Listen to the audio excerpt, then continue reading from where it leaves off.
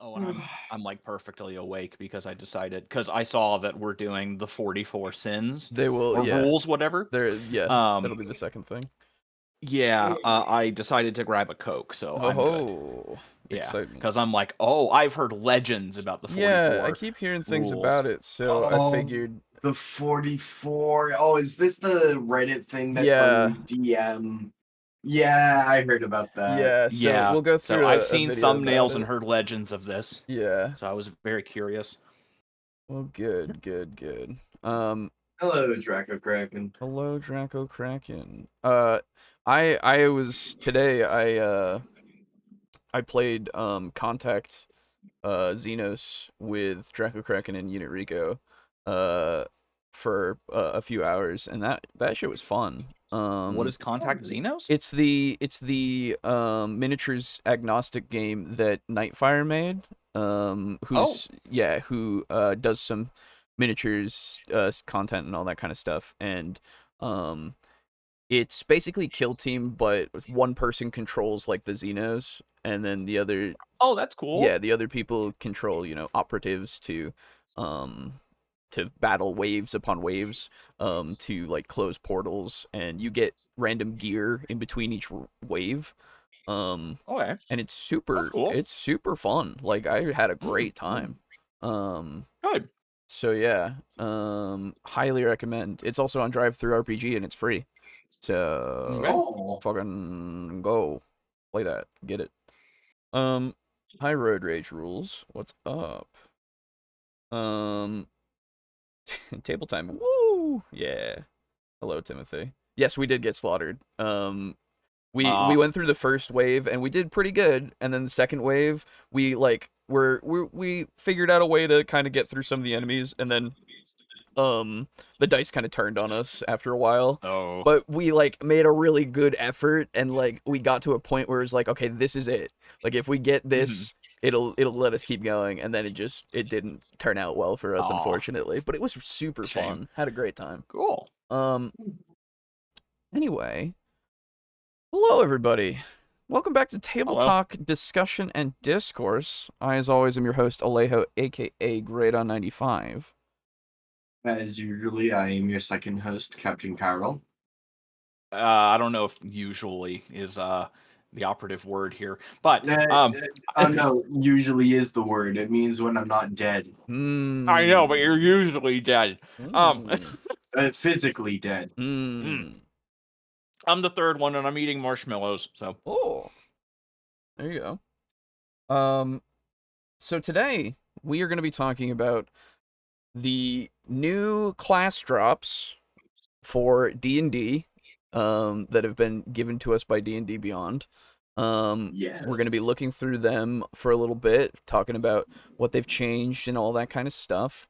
And then later on, we're going to go into those 44 rules that everybody talked about for like a week. A while. Yeah, I don't know. It was a while. Or at least it felt like a while. Yeah, it felt pretty long. But we'll finally be able to look at it and actually like discuss it. So Aiden and Boo looking good. That's true. Oh, thank you. We needed to wait for the stovetop to cool down before we could touch the burners. Exactly. Yeah. We couldn't cook. It was too hot. It was too hot. There were too many cooks in the kitchen as well. I didn't want to bump into them. And exactly. But yeah, so we might have gotten our schmutz on someone who was more popular than us. Right, exactly. Schmutz on their jammy jam. Jesus. You are quoting that Key and Peele sketch, yeah? Or no? No. Oh, okay, never mind. But yeah, so let's see. I have the site here for you guys if you don't have it and you want to look at the stuff following along. And we'll just go through each of these kinds of things. Each of these is class from 2024 versus 2014. So obviously new class versus 5e class. Hello, Verity. And yeah, let's just start off with fighter, since that was the first one that seemed to have dropped. At least in these. I'm playing Deep Rock, so I'll just be listening. Yeah, that's fair. going into this, Mhm. I have looked at only one class, and it was the Paladin changes. Yes, I was gonna say, when we get to Paladin changes, I would love for you to take the helm for that one. Yeah, absolutely. Okay, fantastic. But he's a chemist. He's not a paladin. Well, but he researched it. Okay. But anyway, so with this fighter stuff, what do we got here? We have new fighting styles that are now feats. That's interesting. Oh, interesting. Okay. So the fighting style, let's see here. Options have remained mostly the same, with a couple of tweaks to make them streamlined and more effective. The most significant change is that the options from Tasha's Cauldron of Everything have been included, and all of these features are now considered feats with a prerequisite that requires the fighting style feature to be picked up.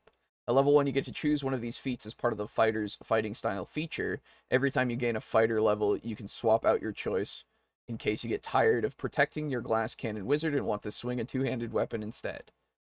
Okay. That's kind of neat. I like the idea of having it be something that you can swap out, for sure. Interesting that they're using the word feats.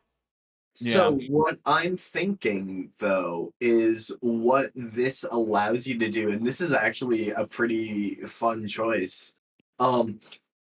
You take a fighting style, say like bow or two-handed weapon, as a feat, and then whenever you level it up, that feat slot that you have like burned on a fighting style can unlock different fighting styles. So like if you have 3 fighting styles at level 5, at level 6 you can change those 3 to be something radically different than what you were.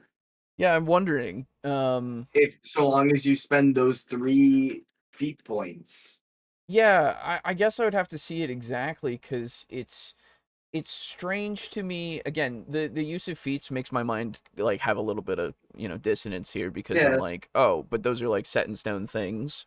So unless overall we're using feats as more of a modular kind of thing, that you can pull in or pick out and pull in whatever you want, and whenever you want, that would be interesting. I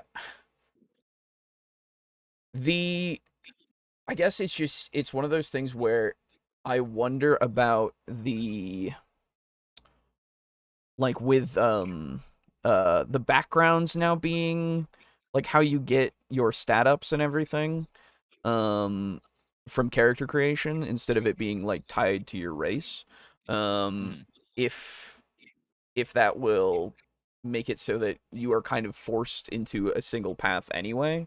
Because like, you get whatever one that gives you dex, and then instead of getting weapons and wanting to go from something like being a longbowman to then being a great swordman, right? It would make it so that it's like, well, I mean, now I have that ability to do that if I want to, but why would I? Because it won't be beneficial necessarily. I mean, it'll be beneficial for AC and like initiative and such potentially, but not for damage, I guess. So it's just one of those things where it sounds fine to me, but I just wonder mechanically how beneficial it will be. So I may have heard, misheard, but when it was saying that you can have the multiple fighting styles and swap between them, when can you swap between them again? Was it when you level up that you can choose to swap? I don't think they were specific about that.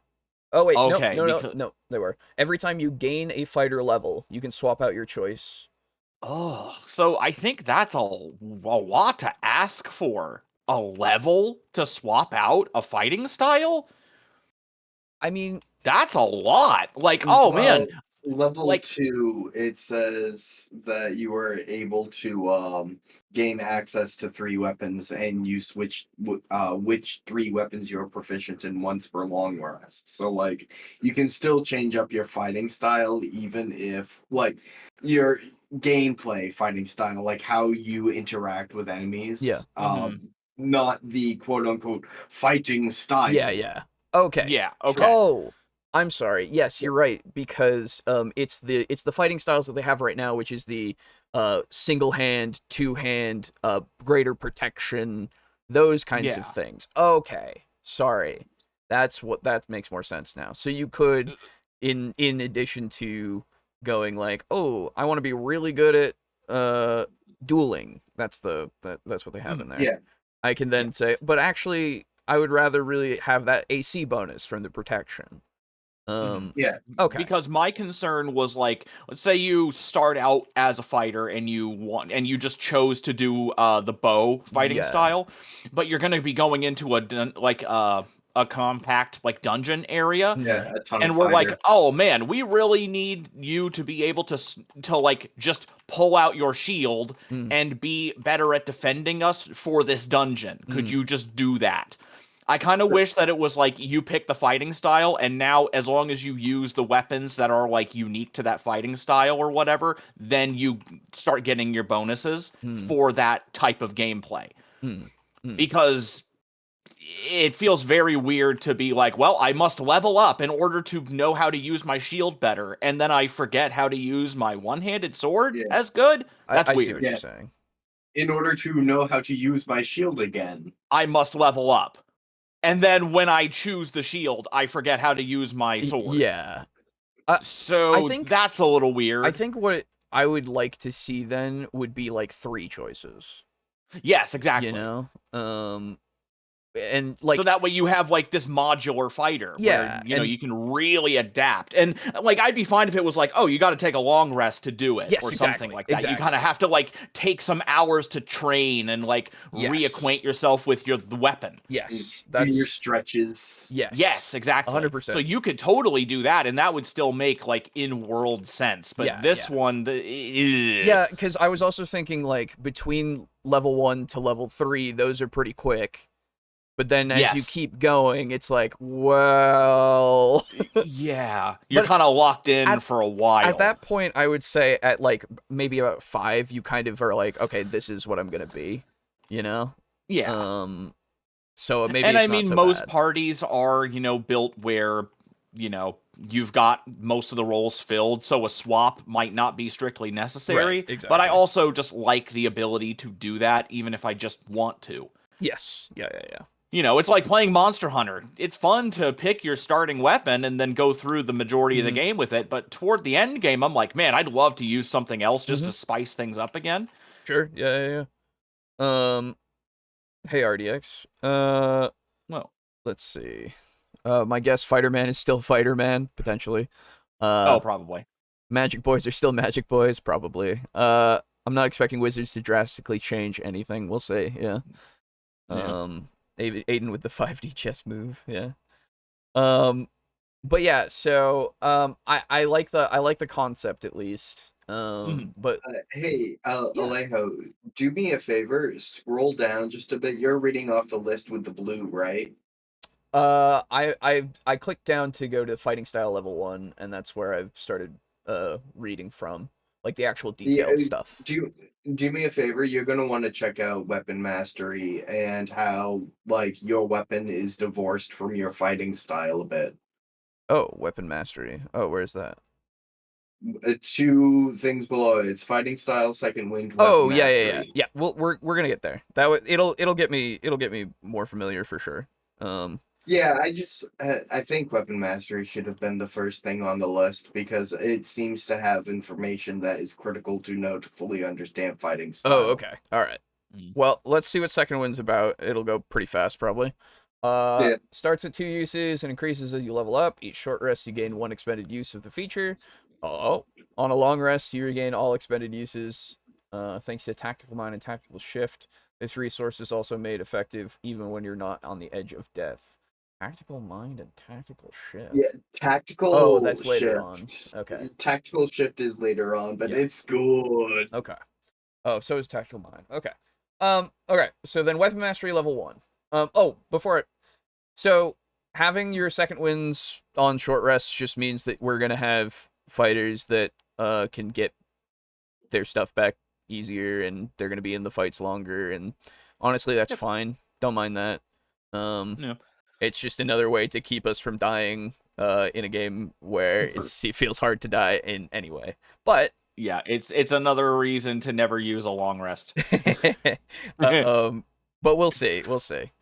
You do need it for. I mean, I would assume that they're going to make it so that you could only get one per short rest, in the sense of one before you take a long rest, right?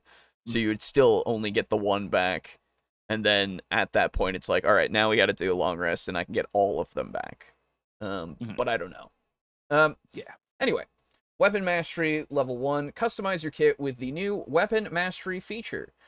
Choose any weapons that you'd like to access the mastery properties of. For example, the greatsword, flail, and javelin from one of your starting equipment options, and you'll get access to examples. Greatsword, graze. With the greatsword's mastery property, graze.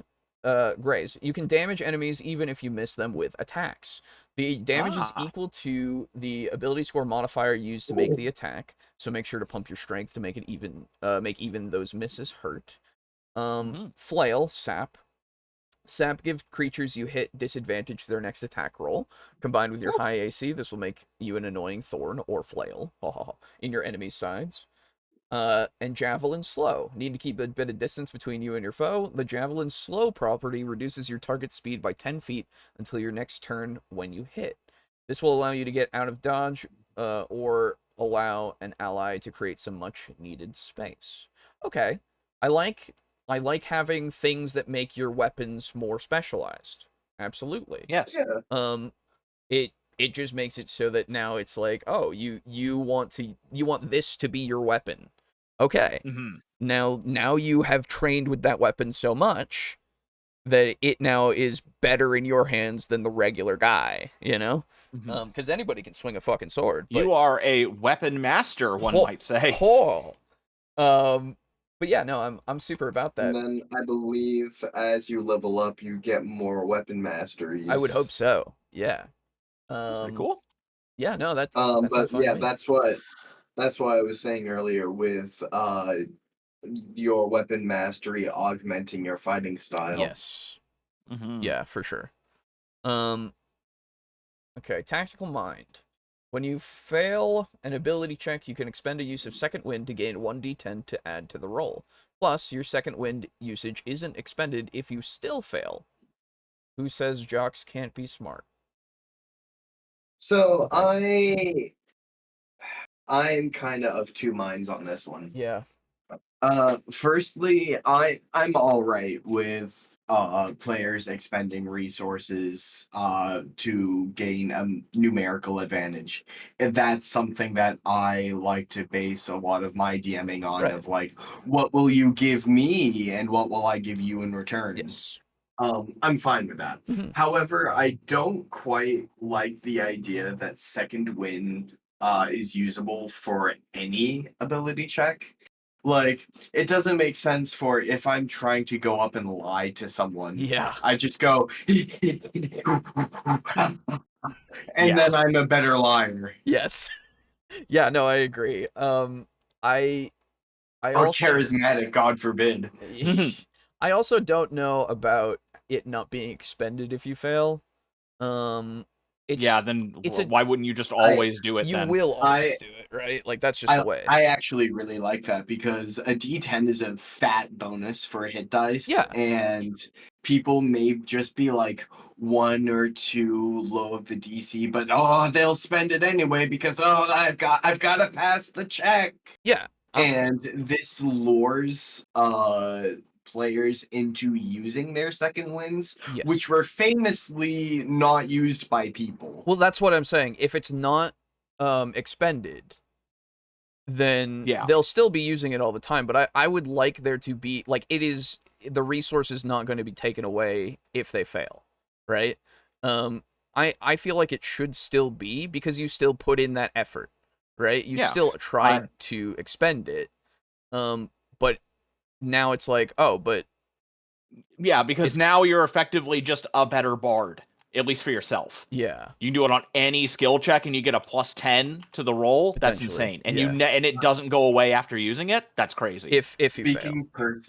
Speaking personally, if they fail, I am completely okay with them not having spent it, because that comfortability lures the player into feeling comfortable, like saying, "Oh, I'll spend a short rest, and if I fail, then I don't use it. I can use these. They're free." Yeah, I get that mentality. I get one on a short rest. Well, that's kind of where my thing is like, I would more likely use it because I can get it back on a short rest. Yeah. You know, like that immediately makes me go, oh, well then even if it's a waste, even if I still fail, then I can still go take a short rest and still get it. Yeah, once I remembered that they get them back on short rests, I'm like, Yeah, that's kind of where my thing is. You already have 2 at level 1, yeah, and you only have to take a short rest to get one back. Yeah, that's kind of what makes me go, well, why not just spend it that way? Like, yes, every short rest I can get one back, but that also means that they're going to be wanting to take short rests more often, and that kind of makes it so that you as the DM can say, well, in this area, you could try to take a short rest, absolutely, but you're taking more time, and potentially things could be going forward, or something could come up on you that you weren't expecting, because the world still moves. Take a short rest in a burning building. Exactly. Like, you need to be smart about it still, right? So if it's not gonna be expended at all, it's like, well, okay. Yeah, like, if you don't lose the second wind ability after using it and even failing it, why don't you just use it on every single skill check you ever make? Yeah. So it kind of, like, that's weird to me. Not a fan. Yeah. That's because DCs are designed to be very passable by design. Yeah, exactly. So you will use a resource that still, while sure, you get one on a short rest, you still only have 2 of them. Yeah.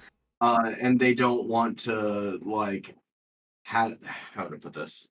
Well, so wait, it doesn't matter if they only have 2 of them if you use it and you don't lose it. Am I misunderstanding something? It's only when you fail that you don't lose it, or that you. If you succeed, you lose will it. lose it if you succeed. Yes.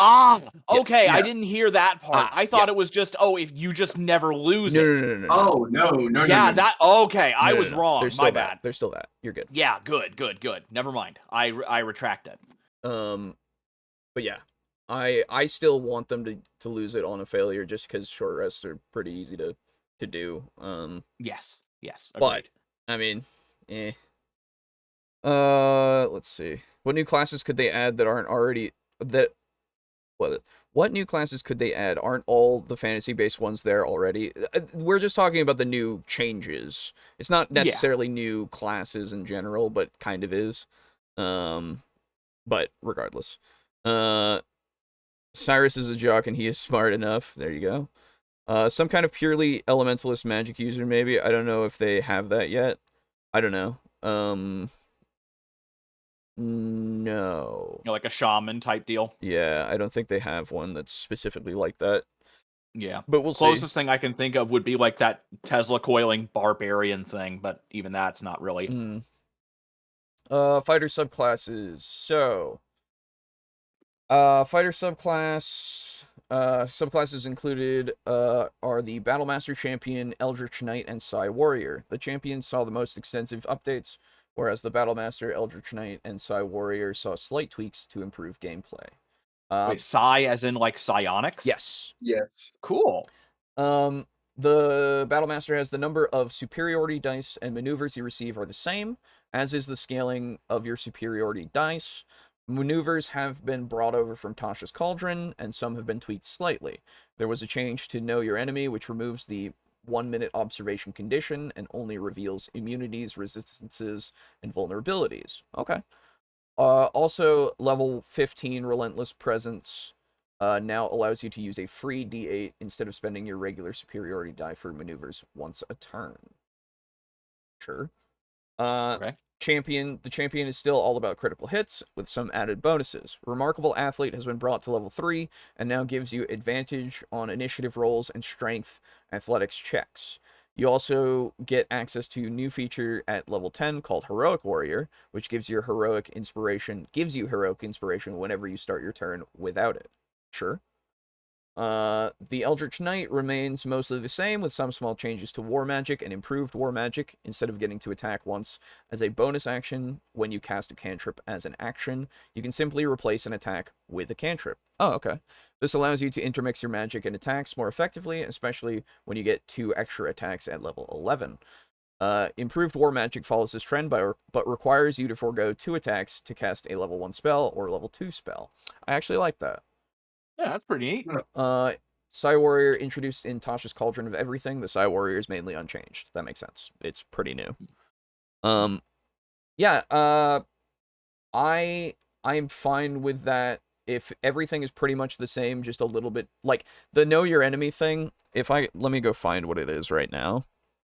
But I don't ever remember going for it because it, seemed a little like it wasn't going to be beneficial when I don't think I could study my enemy for that long in a lot of circumstances.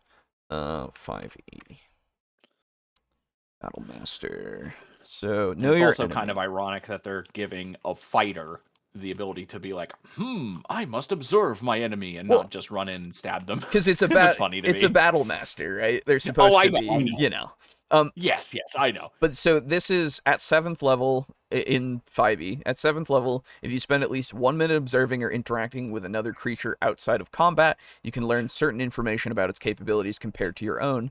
The DM tells you if the creature is equal, superior, or inferior in regard to 2 of the following characteristics of your choice, which was strength, dex, con, armor class, current hit points, total class levels, if any, and fighter class levels, if any. And so now it's just... what was it? This is the skill that lets you ask the DM, compared to him, am I a beta cock? Yes. In what way? Because there's at least a few ways. So this is now this Garistro smarter than I am? Immunities, resistances, and vulnerabilities. I think that's way more useful in general. Yeah. I mean, it's not a full minute, which, if it was a full minute, I can see why you would get some of that information. But with it probably just being like in combat, you go, what the fuck is that? And they go, ooh, that thing's weak to fire. You go, sick. And it's also immune to ice. You go, fucking awesome. Ice isn't a type. Frost.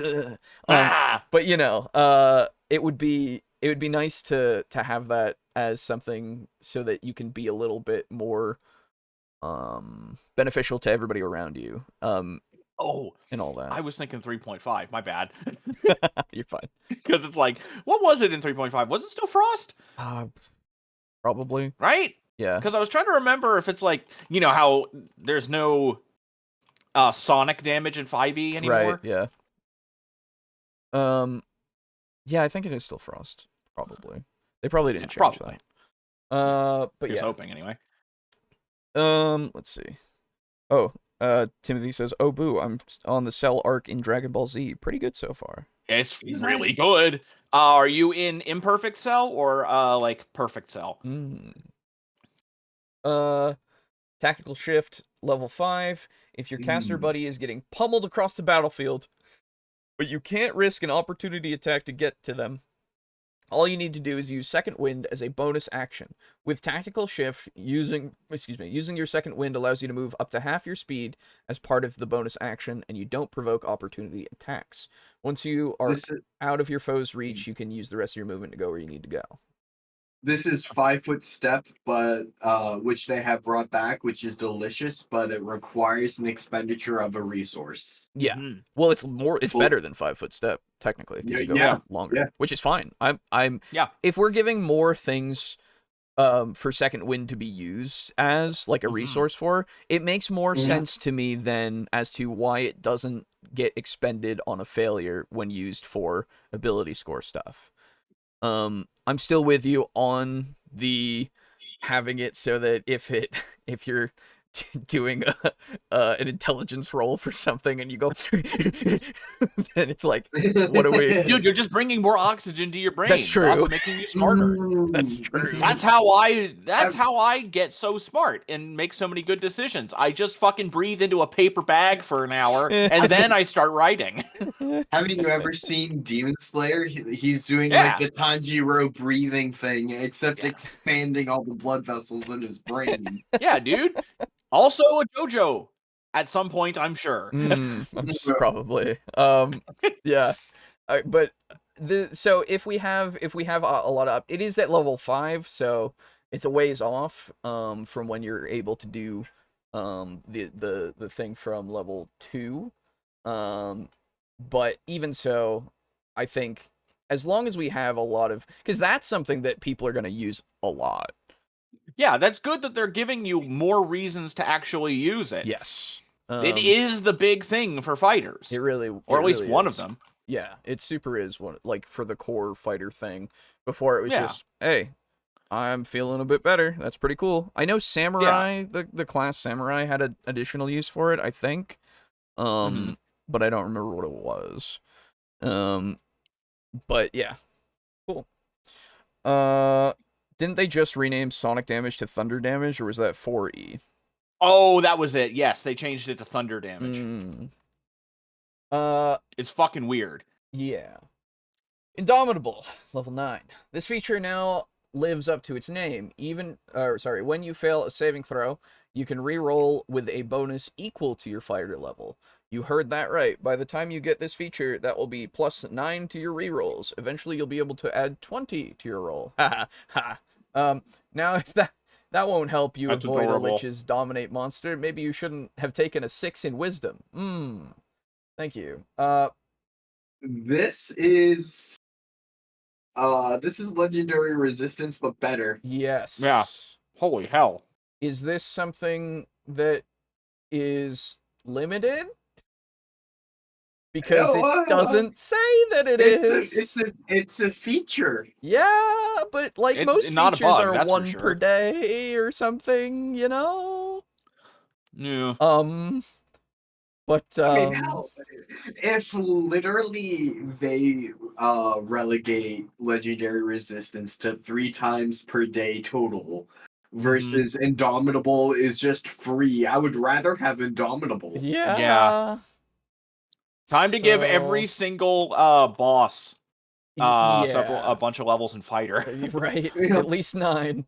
Yeah, I don't I have to assume that has a limit. It has to, because otherwise Yeah. It makes every Saver Suck spell at disadvantage. Yes. Yep. Yeah. Regardless of Arguably anything. even worse than that, because you at least the have bonus. a bare minimum. You have a bare minimum of 10. Yep. So you have like, Jesus fucking Christ, that's insane. Yep. Okay. Tactical Master, level 9. Dial up your mastery over weapons. When you attack with a weapon you've chosen as part of your weapon mastery feature, you can swap out the mastery properties for a push, sap, or slow. We've already covered sap and slow under the weapon mastery section. So here's how push works. When you hit a creature, push it 10 feet away in a straight line. No ability check or saving throw on the pushed creature's part required. Swapping out mastery properties on the move is incredible for your versatility and will allow you to capitalize on strategic decisions.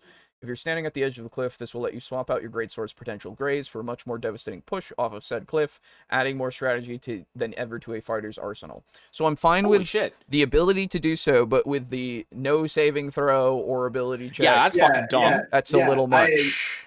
I love push, sap, or slow. I think they should add even more Yes. options. I would Yeah. imagine they will potentially, but Push is fucked. push is fucked, especially if they Yeah. can't resist it. Yeah, that's fucking No, dumb. I am informing you ahead of time. If ever I run a D&D game, we are running old 5e rules. Yeah. For push, holy yeah, hell. because there is a check. That's fucking stupid. That's too. Yeah. That's too good. absolutely good. nutty.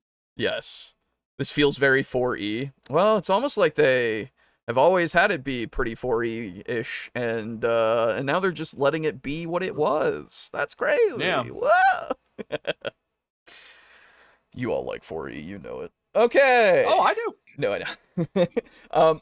Studied attacks at level 13. We all hate whiffing on attacks, but this new ability does a lot to make sure you're at least not whiffing twice in a row. If you make an attack against a creature and miss, you get advantage on your next weapon attack against the same creature until the end of your turn. So whenever you miss your first attack and critical hit on your second because of advantage, you can say that first one was for research. Nice, there you go. But level 13, you give me something like that, that sounds fine to me. I don't mind that at all. Yeah, that's fine. Yeah, level 13, like, you're getting some good stuff. Oh, so yeah. This is really good. This feels like DM just, like, felt sorry for you. Yeah. But, like, Yeah. it is level 13. Yeah, exactly. So you're never gonna see it anyway. Yeah. Yeah, Yeah, true. that's right. Mhm. Epic Boon at level 19. Epic Boons. Yeah, that's the other thing we need to remember. No matter how bullshit all these sound, if it's past level 10, you're never gonna see it anyway. Right. Epic Boons are a new type of feat introduced in the revised... I assume they're saying feat as in feature instead of feat as in feats. Anyway. God damn it. Yeah, I know. Epic Boons are a new type of feat introduced in the revised core rule set that are level locked. At level 19, the fighter gets their choice of 12 epic boon feats found in the 2024 Player's Handbook. That's why it's a feat, not a feature. Gotcha. It's because you get to spend it. That's fine. The following epic boon is a recommended option for the fighter. Boon of the Combat Prowess. Increase one ability score by 1 to a maximum of 30. Hey! Also, whenever you miss an attack roll, you can hit instead. Once you use the ability, you can't use it again until the start of your next turn. Okay. Yeah, it's an epic thing, absolutely. That's more balanced than the other thing. Than push. Uh-huh. So I am a little concerned about the desert that exists between level 13 and 19. Yeah. Yes. Well, I assume Like, that's going to be goddamn. filled up with your subclass stuff. Exactly. Yeah. So you're going to have... Which then makes me think, wow, I kind of hate that I pick a subclass at level 3 and don't really get like the good stuff in it until level 14. Right. Yeah. Plus, you got to remember what every 4 levels you just get an ASI.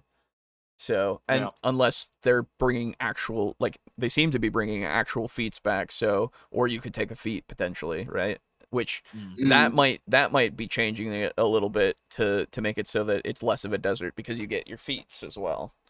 But I did like 4E. Bring back the Shard Mind and the Avenger, Holy Assassins. Yeah, dude. Yeah, I mean, Shard Mines are fucking weird and cool. There you go. Master the Battlefield. Okay, this is just, hey, look at what we did. Cool. All right, so that's the fighter. Neat. Yeah. Some broken. Some neat. Overall, I think it's a good change. I think that it will make it so that you feel less like swing swordman.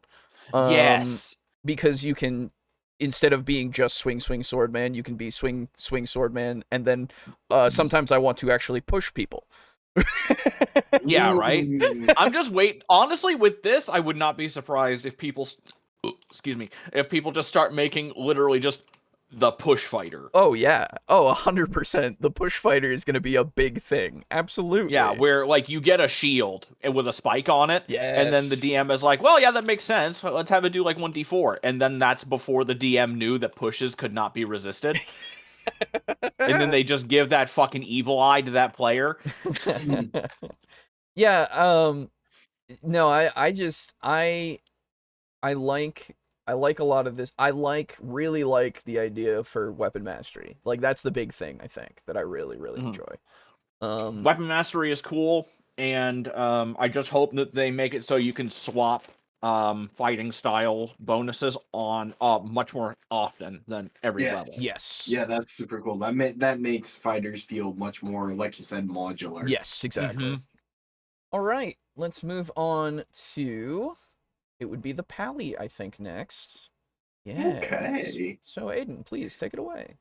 Yeah, no. When I was looking through this list, I only looked at the paladin because I heard that like people were shitting over lay on hands. Oh. But like this paladin list is very similar to like what a like one of my favorite 5e campaigns of all time.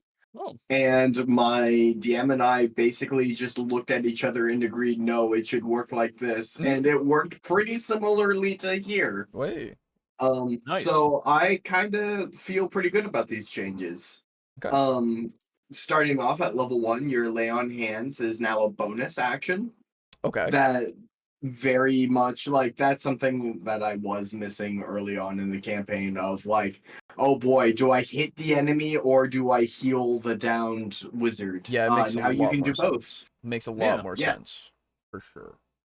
Additionally, no longer affects diseases, but can be used on Ooh. constructs and undead. Oh. The undead thing was kind of homebrewed in my campaign because I was a death paladin and you know, you should be able to walk up to a zombie, clap your hands on either side of its skull, and fry the shit out of it. Absolutely. Okay, good. So they are doing the healing magic damage to undead. Yes. Well, Okay, I mean, great. like, I assume that's just standard So- in 5e. So it's not. That's the thing. Really? Yeah, it's not. It hasn't been since, I don't know if 4E did it, but since 3.5 to my knowledge, because back then it was like the elements of good versus evil, and if you're using that good kind of spell, it will hurt the undead because they are bad, you know? Yeah, and also the whole Final Fantasy thing of like, you know, yes. healing undead shit always kills them. Right. Unkills them.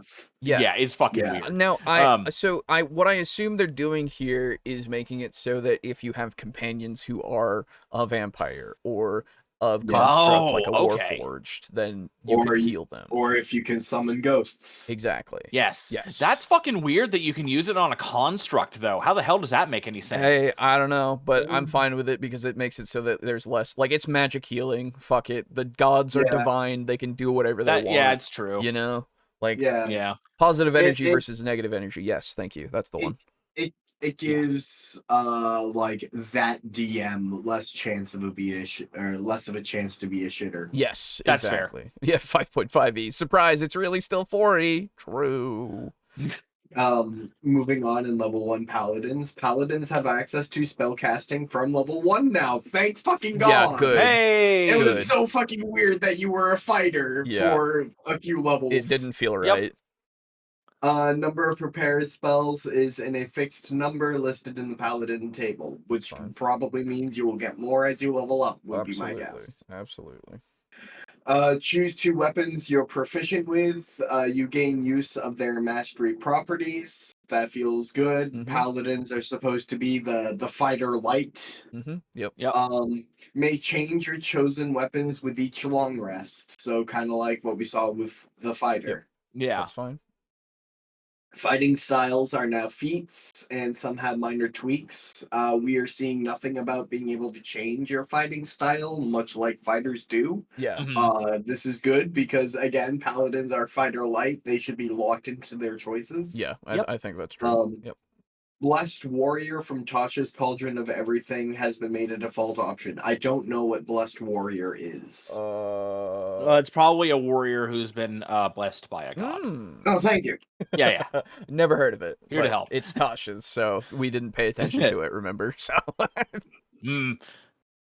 Yeah, I have Tasha's on my bookshelf over there, and like I can't even be bothered to like Right, stand But up, that's like exactly. 3 feet crack away. it open. Like, Here you go. In the additional notes here, paladins can pick one of okay. these feats, or alternatively, they can choose the blessed warrior option, which grants them 2 cleric cantrips. That's what it Oh, is.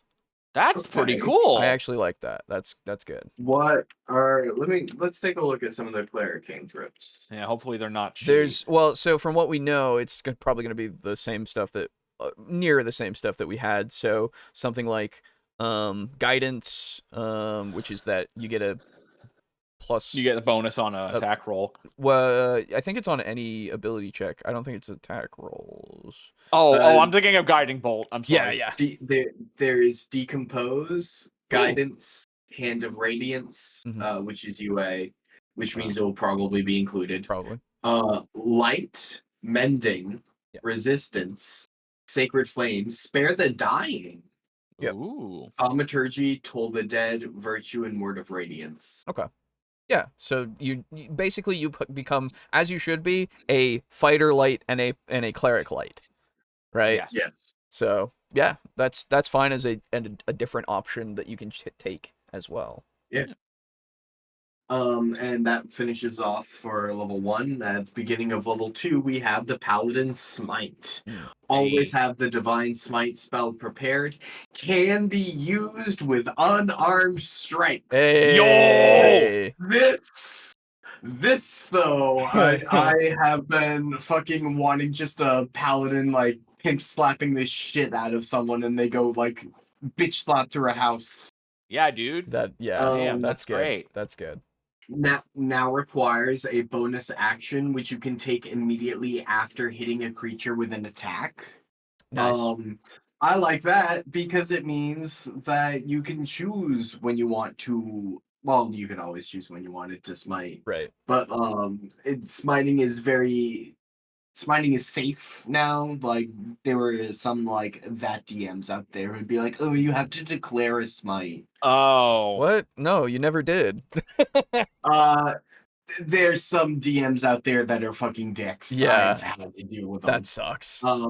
Yeah, no. I'm fine with this. I'm fine with the fact that it's a bonus action because even though it requires a resource expenditure that wasn't present before, it like I don't know. It just feels like it thematically makes more sense. I think because like you're fucking whapping the shit out of someone if you're smiting them. So it makes sense that you have to sink a bit more resources into it. So here's the other thing that I can see it doing as well is you can use that as a separate attack, which might be interesting to like divide your attacks. Unless this is just it's basically a full round action. Am I misinterpreting this? Because if it is a separate bonus action, is that not a different attack, or is that Divine Smite. Starting at 2nd level, when you hit a creature with a melee weapon attack, you can expend 1 spell slot to deal radiant damage to the target. Yes. In addition to the weapon's damage. Yes, I know how it was. I'm saying now. Oh, yeah. As it being a bonus action, like given that it says always have the Divine Smite spell prepared, and Divine Smite is italicized, and like this is how it already works. Okay. I'm guessing it's just a full round action. Okay. Now. In which case that's fine. That's absolutely fine. Yeah. I just it's the wording that they've kind of done here. If they used full round action as the words, I'd be like, yeah, I understand what that means. But now that I think about it, that's never been a thing for 5e people, so they don't know what that is. Yeah. Yeah. So, okay, fair enough. At level 3, they get their Channel Divinity. It can be used twice before short or long rest. Nice. And the Paladin's Divine Sense feature is now part of Channel Divinity.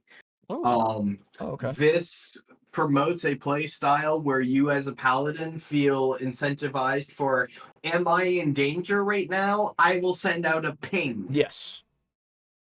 I use pings all the time with my paladin. We didn't even call them channel divinities anymore because because that's what they are. They're pings. I only ever used it to send out a ping on the map.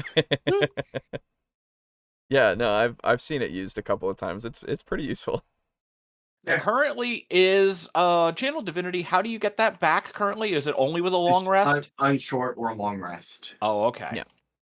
Yeah, they're actually pretty useful, thankfully. No, yeah, they were pretty. Oh yeah, they're super useful. I remember, but I didn't remember if when the last time I played a paladin, if it was like only a long rest. Yeah, I got you. I remember back when I played Oathbreaker, they were like, "Oh man, you can channel divinity to have your face have a horrifying visage and terrify everyone within 30 feet of you." And I'm like, that's pretty neat. And I used it like once, and I was like, "Wow, wish I had pinged." Yeah. So less useful. Nice, cool. At level 3, you also get your paladin subclass, Oath of Devotion, the standard like milk toast paladin. Subclass features last longer. I don't know what that means. I can tell you. I can tell you detailed stuff if you want, because I'm in the detailed section. Oh, please. Okay, so Oath of Devotion. Paladins who swear an Oath of Devotion will find their features lasting longer as Sacred Weapon. And Holy Nimbus each now last 10 minutes instead of 1 minute. In addition, that's way good. In addition, its longer duration. Holy Nimbus can now be used again by spending a level 5 spell slot rather than just be once per long rest. What is Holy Nimbus? I don't know. I've never heard of this spell. That sounds fucking cool though. It does sound cool. Let me tell you. It does sound cool. Let me tell you. Oh, dude, I was checking out some of that Wukong game last night. That looks fucking sick. I know, dude. I'm super hyped. I'm not going to pick it up the instant it comes out, but man, I really hope it's good. Yeah. Because I'm going to check it out and make sure that it's good before I buy. Oh, yeah, for sure. Holy Nimbus. So this was a level 20 thing. At 20th level, as an action, you can emanate an aura of sunlight. For 1 minute, bright light shines from you in a 30-foot radius, and dim light shines 33 feet beyond that. Whenever an enemy creature starts its turn in the bright light, the creature takes 10 radiant damage. In addition, for the duration, you have advantage on saving throws against spells cast by fiends or undead. Okay, so do you turn into Celestine? Yes. Yes. So it can be used again by spending a 5th level spell slot rather than just being once per long rest. They also have a new feature that replaces Purity of Spirit in the form of Smite of Protection, which grants cover to you and your allies within your aura when you cast Divine Smite. And then finally, Oath of Devotion Paladins get tweak spells in the form of Shield of Faith and Aid, replacing Sanctuary and Lesser Race Restoration, respectively. Lesser Race, wow. Lesser said it. Yes. They're turning Oath of Devotion Paladin into a battlefield controller. Yes, that seems to be it. I kind of like it. Yeah. Also, getting access to a 5th level fucking spell at level 3 is golly. Yeah, I don't. Dude. Well, so it's just saying that it's talking about how it lasts longer. It's not saying that you get that at that point. So I don't know if that's. I don't know if that's how that works. Yeah, let's be fair. Okay. Is the Holy Nimbus typically like a minute? Yeah, I think so. Okay. Yeah. Okay. So now it's 10 Dude. minutes. So I assume in that time at level 20, you'd be like, brrr. Yeah. So Holy Nimbus is the thing where you emit all that bright light Yes. and your shit. Yeah. Dude, I want to see a fucking paladin who does like Aiden was saying before, unarmed unarmed smites, and also he's like a fucking wrestler, and he does his blinding light, and he suplexes people. Yes. And they're like burning the whole time. Yes. He does like submission holds and shit. Dude, I wish grappling was good. Yeah. Yeah. If only. That would be fucking great. That could very much be like a you ain't going nowhere. I got you for 10 minutes. Yes, exactly. Yeah, dude. That would be fucking incredible. Fucking going and getting Strahd and putting him in a chokehold and just burning him to dude. death. Just fucking stone cold stunner on him. There's a fucking people's elbow. That would be amazing. Reverse suplex. And dude, you just get a party full of paladins and you're just tag teaming him. Yes, God. sir. Oh, dude, do you remember back in Dark Souls 3, there was a Briar armor set that, like, if you rolled through a person, you would deal damage to Yes. them? Yeah. So there was like a build that people did in PvP Yep. where Yeah. they would just fucking roll at you. Yep. Oh. They would just It'd be be a like tumbleweed. 3 tumbleweeds. Yep. I remember that. Yeah. I just want that, but for a party of paladins. Yeah, dude. Praising the sun at people. Mm. So You good. can't see me because I'm shrouded in fucking a 500-watt light bulb. Yeah, dude. Also, it fucking burns. It's so good. So good. And actually, you know what? That's just giving me flashbacks to the final fight with Escanor in fucking Seven Deadly Sins. If you've seen that, it's hilarious. Have not. I'm not. So, okay. Here, let me just get the picture. Hang on. There is one of him like floating in the sky with like this sun behind him, I think. Let me see here. I think I'm familiar with that image. Anyway, also Alejo. Yeah. Because like the paladin subclasses up here have so little detail. Yeah, you want and me to just are go through further them? down on the page? Yeah. Yeah. Oath of Glory. Peerless Athlete has a longer duration, and your aura ability has a larger radius. I'm very curious about this one. Yeah, so Oath of Glory had its Aura of Alacrity feature improved. Previously, it had a 5-foot radius. Now it uses your Aura of Protection to determine who it affects. This use of Aura of Protection is something else you'll see reoccurring throughout the 2024 Paladin and its subclasses, meaning better synergy between your class features. Oath of Glory Paladins can also enjoy a 1-hour duration on Peerless Athlete, and access to a brand new Oath spell called Yoland's Regal Presence. No idea, but that's all I've got here. Peerless Athlete. Grants advantage on strength and dexterity for 10 minutes. Increases jump height and distance. Boosts carrying capacity. They're doing the 4th of July show now, I guess, because I'm just hearing boom after boom. Oh, fun. Yeah. As long as it's not too loud. It's not as loud as I thought it would be, so it's fine. Yeah, I'm hearing nothing. Yeah, no, I'm not. All right. I'm just worried about my cats. So, I'm not worried about you like- guys. Get fucked. Oh, rude. so Oath of Glory is your high school Chad who peaked.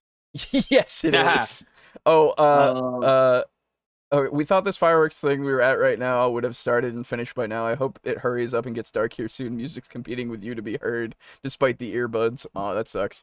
I want the Holy Wrestler to be a luchador with the Templar helm. Yes! Yo! Yes! Yo! Star Ruby vibes with that Also- grappling? Absolutely. Luchadins! Yes! Oh my god, yeah, there. Luchadins! Oh, there you go. Yeah, something like that. Oil themselves up with holy oil. Yo! Yes, sir! Yes, sir! They're sitting down at the side of the ring, drinking fucking holy water. Mm. I'm gonna fight this vampire. Damn, I'm thirsty. That fucking fighter meme. Have you seen it? Hang on, I gotta find that one now. Tired boxer. I meme, love it. Maybe. I love it. Okay. And next we get the Druid Paladin, Oath of the Ancients. The one that I Aura never of- saw. Aura of Warding now affects specific damage types rather than just spell damage, and Undying Sentinel now lets you regain hit points. Yeah, let's Elder see. Champion can also be restored using a level 5 spell slot. Yeah, so we have one of the biggest upgrades to Oath of Ancients is to Undying Sentinel, where the 2014 Oath of Ancients Paladin would simply go to 1 hit point instead of 0. The 2024 version instantly regains a number of hit points equal to 3 times your Paladin level. Okay, so they made it so that it's not just Indomitable, whatever it was for orcs, and now it's not Relentless Endurance. That's the one. Thank you. Yeah. Nature's Wrath also now affects each creature of your choice within 15 feet, and your targets must make a strength saving throw instead of getting to choose between making a strength or dexterity saving throw.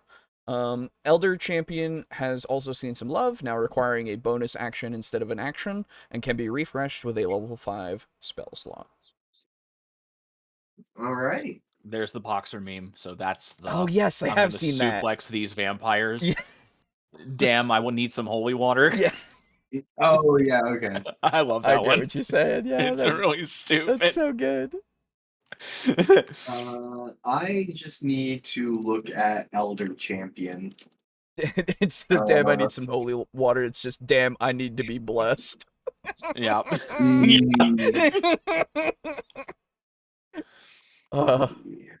Face the might of Bahamut's power bomb. Yo! I fucking love this idea of just making the wrestler fucking paladin. The Luchadins are dude. real. I need them. Yeah.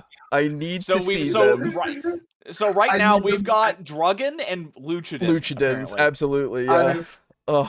I've really just got to see like 4 like mini like Scrunko paladins running around going like Yeah, dude. and then as soon as they like swarm over you, like the stage lights turn on. Yeah, dude. And then you just, man, I keep getting fucking memes for this. It's the meme of the guy turning on his computer and then he just becomes blasted with white light. No, yes. It's that, dude. Dude, I really want to make a spell that like you erect a boxing ring around you and a target. Well, and dude, then, that's just gonna be fucking flavored the holy nimbus light as like the stage lights turn on. Yes, exactly. Well, you know what's gonna happen if after you cast what's his name's Magnificent Mansion, it just turns into a boxing gym. Ooh, or like a fucking gym, and everybody's just lifting, and we can have literally the gayest, most homoerotic campaign ever. I love it. I absolutely love it. Yes. Fucking make it so that it's oh fuck, what is his name? Liamon's magnificent muscle Mansion. mass. Yeah, Liamon's tiny. Yeah. Marvolo's magnificent. Is it mansion. Marvolo? Okay, yeah. That makes sense. Yeah, it's Liamon's tiny hut and Marvolo's magnificent mansion. Gotcha. Yeah, so Marvolo's many men. I don't know. Like, it's so good. Dude. All right. I can't think of a good one at this point. For the final subclass, we get to the Paladin Enjoyers out there. Oath of Vengeance. Vow of Enmity no longer requires a bonus action, has a larger range, and can be transferred on killing a creature. That's good. Oh. That means you literally just point to someone and go, fucking You're next. Yeah, and absolutely. you gain a shit ton of bonuses to fighting them. And then once you kill them, you like look at the next one and go, you. Yes. Yeah, dude, I love that. You become a generic space marine, basically. Yeah. Avenging Angel can be restored using a level 5 spell slot. I don't know what Avenging Angel is. I don't either. But yeah, this basically just says receives an action economy boost. The Oath of Vengeance does with Vow of Enmity, no longer requiring an action. Can be applied when you attack, which is nice. It also has an increased range, can be transferred when the current target of your vow has reached reduced to 0 hit points. Relentless Avenger and Avenging Angel have boosts. The former's reducing target speed to 0, the latter being able to be refreshed with a level 5 spell slot. Avenging Angel, let's see. Okay, so wings sprout from your back and you gain a flying speed of 60 feet. Nice. And then you emanate an aura of menace in 30-foot radius. The first time an enemy creature enters the aura or starts its turn in there during a battle, the creature must succeed a wisdom saving throw or become frightened of you for 1 minute or until it takes any damage. Attack rolls against the frightened creature have advantage. Nice. Wow. There you go. So you literally just turn into fucking cars. Yeah. Yeah. Oh my god. What? There's a fucking JoJo references everywhere. Everywhere.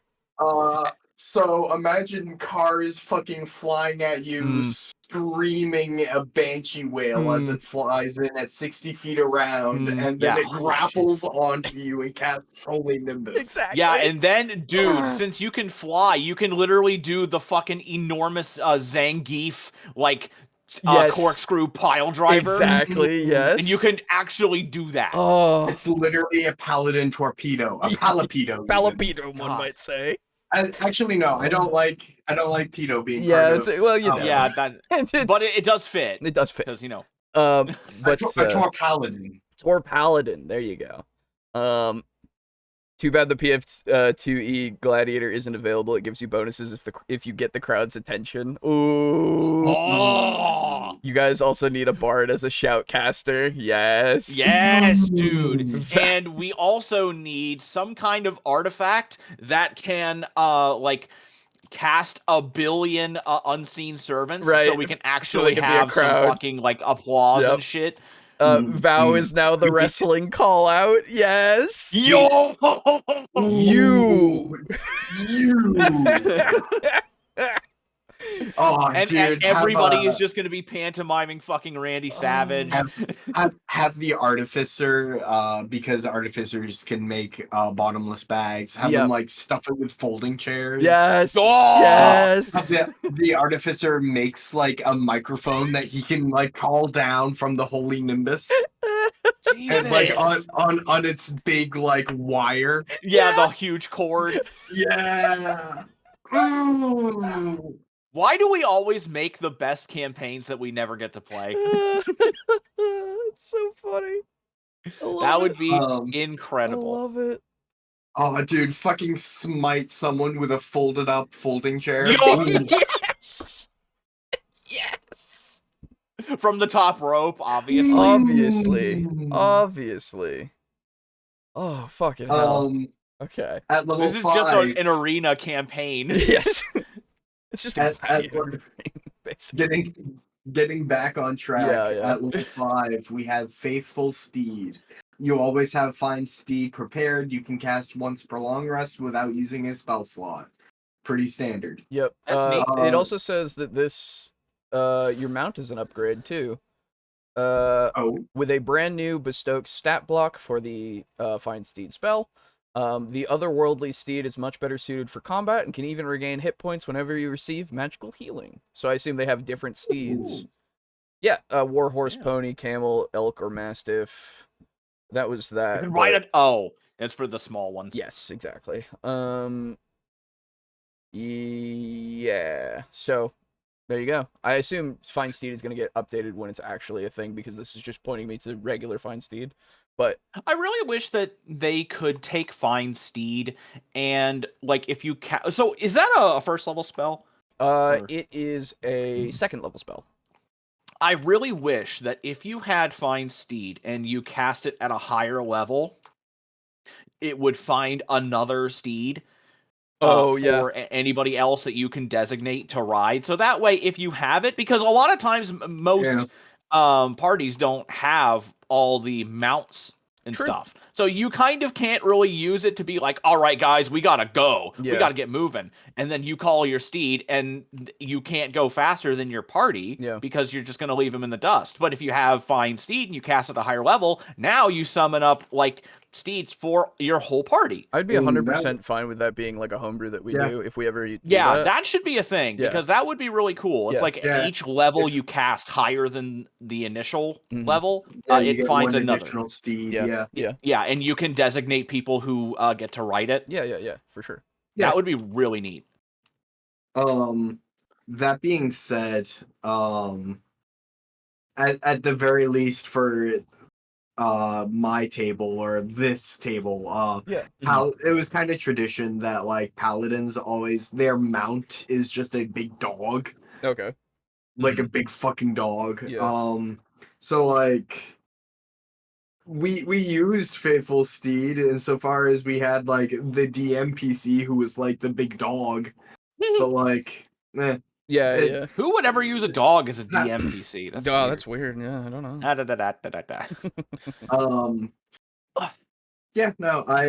Faithful Steed is good as ever, and it sounds like they improved it even more. Yeah, it sounds not sure it needed improvement, but I'll take it. Yeah. At level 9, Abjure Foes. Use Channel Divinity to potentially cause a number of creatures equal to your Charisma modifier to become frightened of you. While frightened this way, they can only use limited actions. Yeah, so if they fail, they can only move take an action or a bonus action on their turn. There you Damn. go. So wow, you slow them. Yeah. Oh, Yeah. I mean, Jesus. Then your channel divinity is now a slow. It's an AoE slow at level 9, yeah. If they at fail, level if they fail the 9 wisdom save. within sight.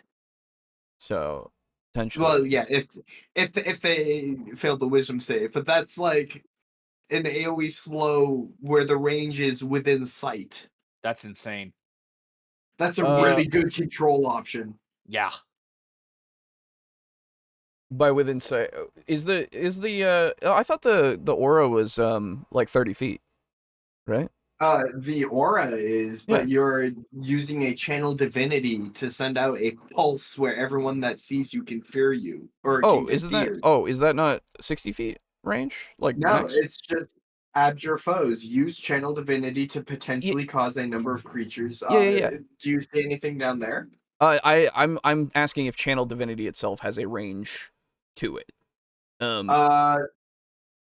Channel divinity, typically the aura of fear that you get is within 30 feet, but at later, actually no, I think it's like 10. Let me see. Divinity, Jesus, they're letting out even fear. louder fireworks now. Paladin, Oath of Conquest. This is not the fear I'm used to. I use the Oathbreaker. Oh god.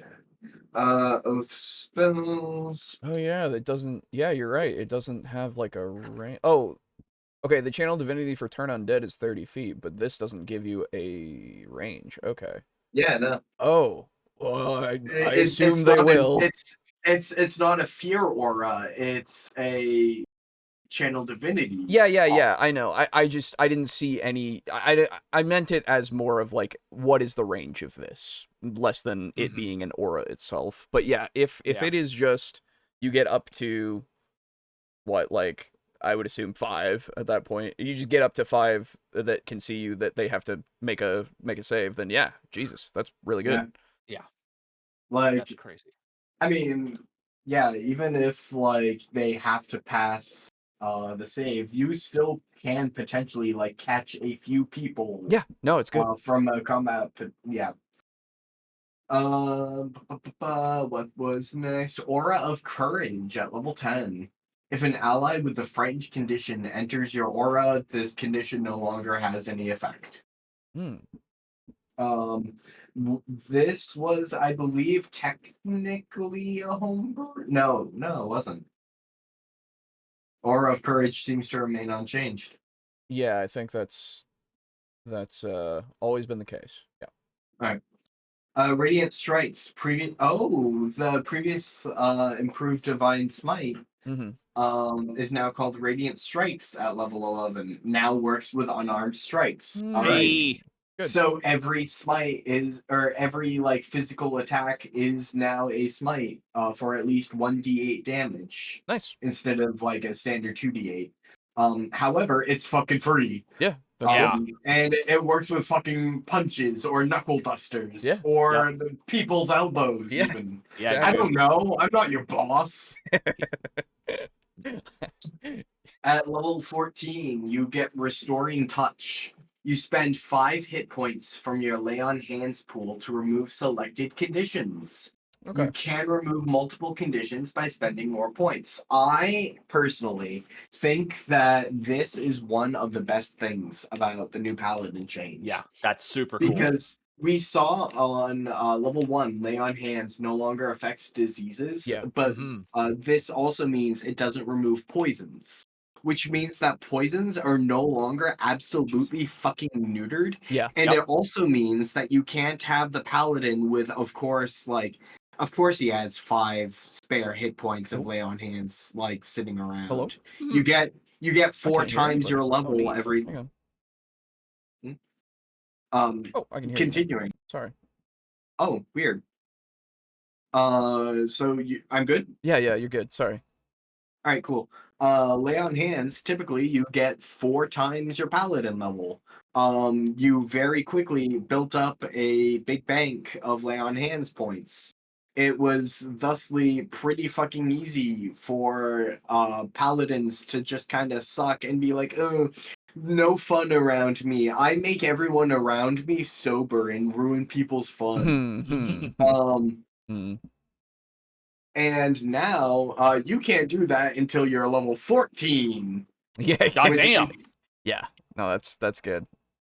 Yeah, it also means that like getting poisoned or being out away from town and you're like now sick or something, fucking matters. Yeah, And that's really good. I'm really happy that they are re-implementing those as story beats. Yes, I agree with that.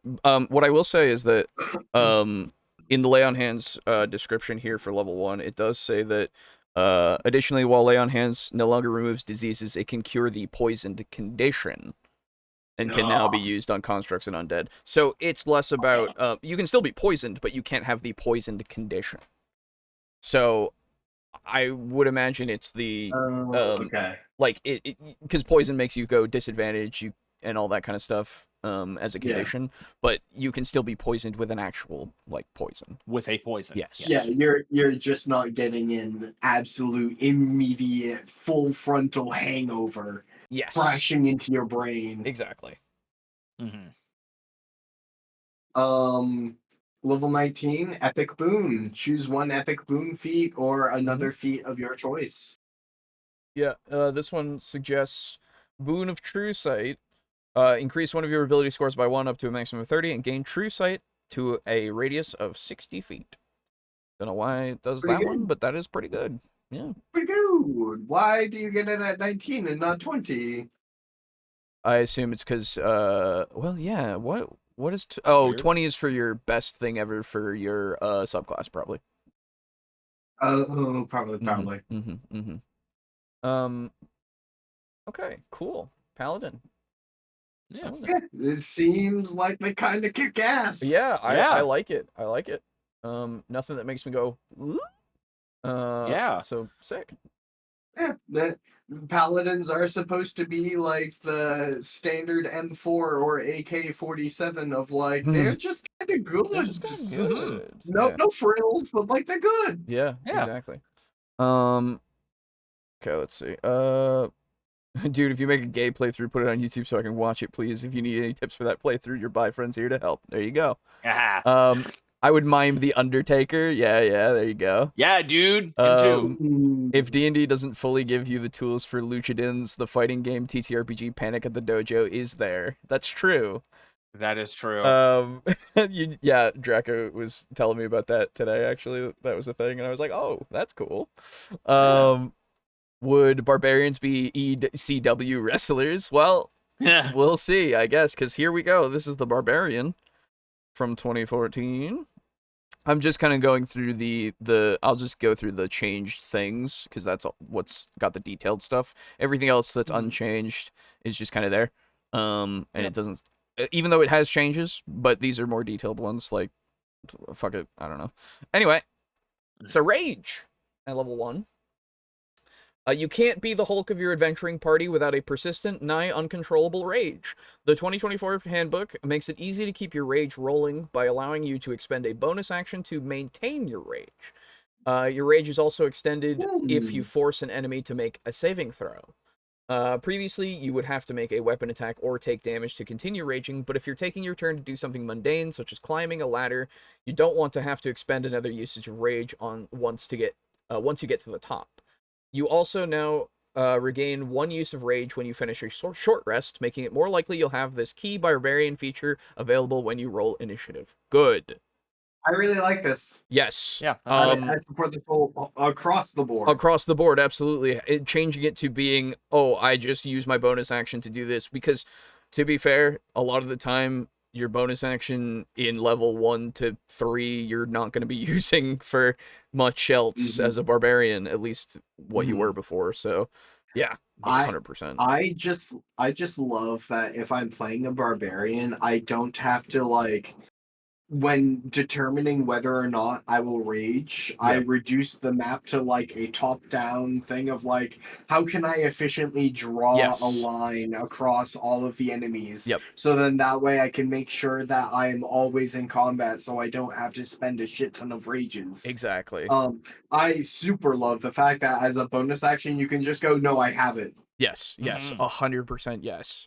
And honestly, that means like, I would argue that you could always be raging all the time, no matter what, if you wanted to. Yeah, dude, I know. I was just thinking that someone who's permanently angry. Like, you would never be able to do a lot of other things. That's my secret, Cap. They put in active effort into making sure that at all times of the day they are fucking pissed. And I'm 100% about that, because rage usually makes it so that you can't do like casting spells, maintaining concentration, all that kind of stuff. So you are limiting yourself to having the ability to be super good in combat, but you can't like talk to people very well and all this kind of stuff. So that's really funny. I just love the idea of adventurers are like on a hiking trail, and one of them, like, the wizard looks back a couple people behind him, and it's just the barbarian staring off into the distance and mouthing words to himself, and then slowly shakes his head no, like he's fucking pissed. It's good. It's really, really good. It's like, hey, Grognak, do you want to talk to someone, buddy? Grognak, you talk. Just punching the ground every now and then. Alone. Like, in the bar drinking, he's just slamming down his mug all the time. Yeah, just fucking muttering to himself. Yep. It's super good. Dude, now you could make an actual edgelord barbarian. Yes, you could. And it makes sense because he's always ready. Always. He's always. And then it would also be really funny if you flavored your rage, just be fucking annoyed, not even like angry. Fucking fine. Just exasperated with everything. Somebody tries to come up and kill him. They're like, "Hey, go talk to that guy," and you're like, "Oh, you're the you're the worst. You're the fucking worst. I hate that you fucking try to do this all the time. Just give us what we want, please." A tiger pounces on their back, but it's unable to like actually knock him over, so he just reaches up and like throws the tiger, and he's like, "Not right now." Yeah. Yeah. Oh. God. I've got a lot of shit on my mind, all right? Oh, it's so good. I see barbarians as the grunge alternative to fighter, and that is what ECW was to wrestling in the 90s, so that's where I got that. There you go. Permanently angry. I don't know who could be like that. Sundarian. Okay. Weapon mastery level 1. Find more ways to crush, slash, and generally pulverize your enemies with the new weapon mastery feature. At level 1, you can choose 2 simple or martial melee weapons and access their mastery properties. The number of mastery properties you can access at a given time increases as you level up, and they can be swapped out at the end of each long rest. Good. Just because we know how much barbarians love chopping things up, it's suggested to learn the Great Axe and Hand Axe mastery properties, which are listed below. Great Axe Cleave. The only thing better than chopping one enemy in half is chopping 2 enemies in half. With Cleave, whenever you hit a creature, you can make a second attack against another creature within 5 feet of the original target and within your reach. If you hit or you deal weapons damage dice, but not your ability score modifier, you do add rage bonus damage, though. Okay, and that's then cool. Hand Axe Vex. The Hand Axe's mastery property, Vex, makes it easier for you to land a follow-up attack. When you hit a creature with a Hand Axe, you'll have advantage on the next attack roll you make against that creature before the end of your next turn. This is a great way to enable Brutal Strike once you get it at level 9, so keep your Hand Axes handy. Hey, that makes it so Hand Axes are actually, like, useful. That's sick. Yeah. You were gonna say something, Aiden. It's gone. Oh. Right. Weapon mastery, when you get it as you level up, you get more options and choices that you can choose from, I assume. Every long rest, right? Was it? Yeah. Yeah. I'm really happy about that. Like, Yeah. just what they've been adding with that kind of weapon mastery thing. It's nice to have it not be an actual feat like it used to be for 3.5. Which I'm fine with having the tree that you build from your, single thing, but this allows you to, instead of being you as a fighter are not probably going to only learn one fucking weapon, Yeah. It makes sense that you would have a few to choose from that you are good at, right? Same thing with a barbarian. You used what you got, and as you continue with your life, you get more, you get better with what you're using, So, fuck it. Let me have a spear and stick it in people in such a way that they go, ah! The other thing that I love, I know that it's not really the focus of the barbarian, but I really, really dig weapon mastery and all these different effects that things get when you choose to really engage with that weapon. It feels so much better than just boring ass proficiency. God, it was so boring. It's like, oh man, I'm gonna get really good with the rapier. Can I do anything else with it? Nope. You're just a bit better at hitting with it. Yep. Exactly. But now all these weapons have different abilities. It's awesome. Yeah. So, going off of what Boo said, I absolutely adore it. That they're giving weapons unique skills almost. Yep. Oh wow, if I use a great axe and I'm good with great axes, I can do the great axe skill. Yes. And I really like this because it does open up the door for a lot of DMs will think, oh, hey, what if this great axe has a different skill?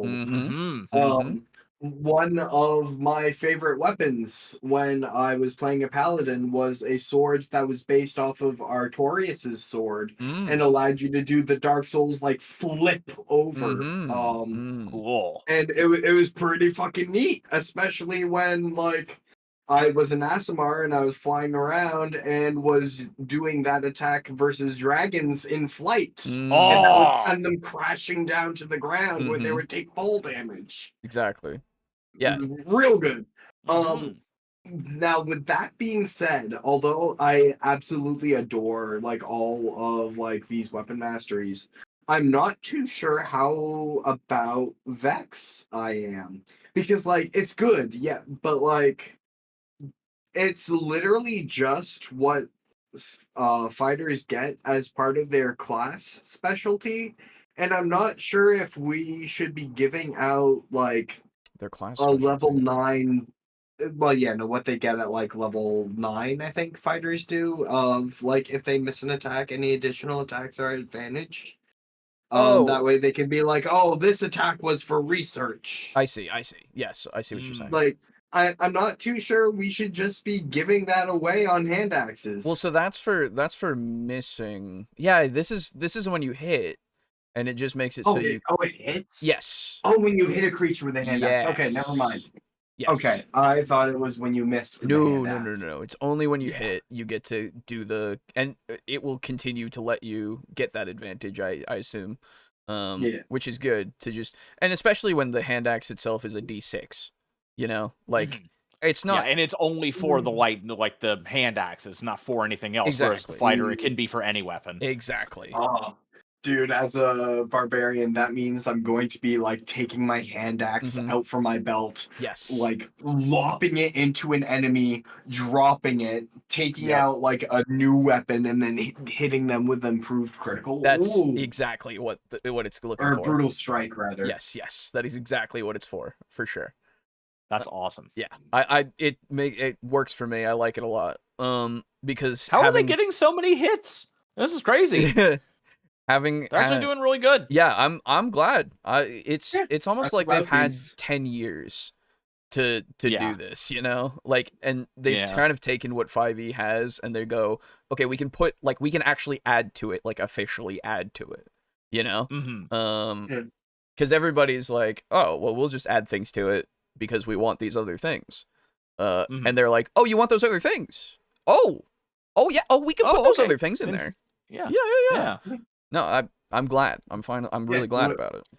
we'll certainly have to see a bit more of what they do for the casters, but the marshals, Yes. at least so far, Yeah. They're fucking good. Doing they're good. kind of bopping. Mm-hmm. Yeah. Uh, Speaking of that, Yeah. did any of you see that video that I fucking posted last night? Which one was it? Is the Skyrim intro, but it's all Zoomer talk. I did not. God. No. It's I absolutely did not. It's amazing. Please watch it. Ugh, that's a Um, tall ask, boo. It's really funny, dude.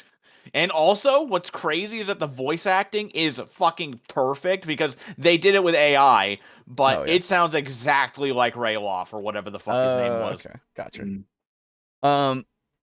So Danger Roloff, Sense. I believe. Oh, yeah. Whatever. Danger Sense at level 2. The Barbarian's Spidey Sense has been given a buff.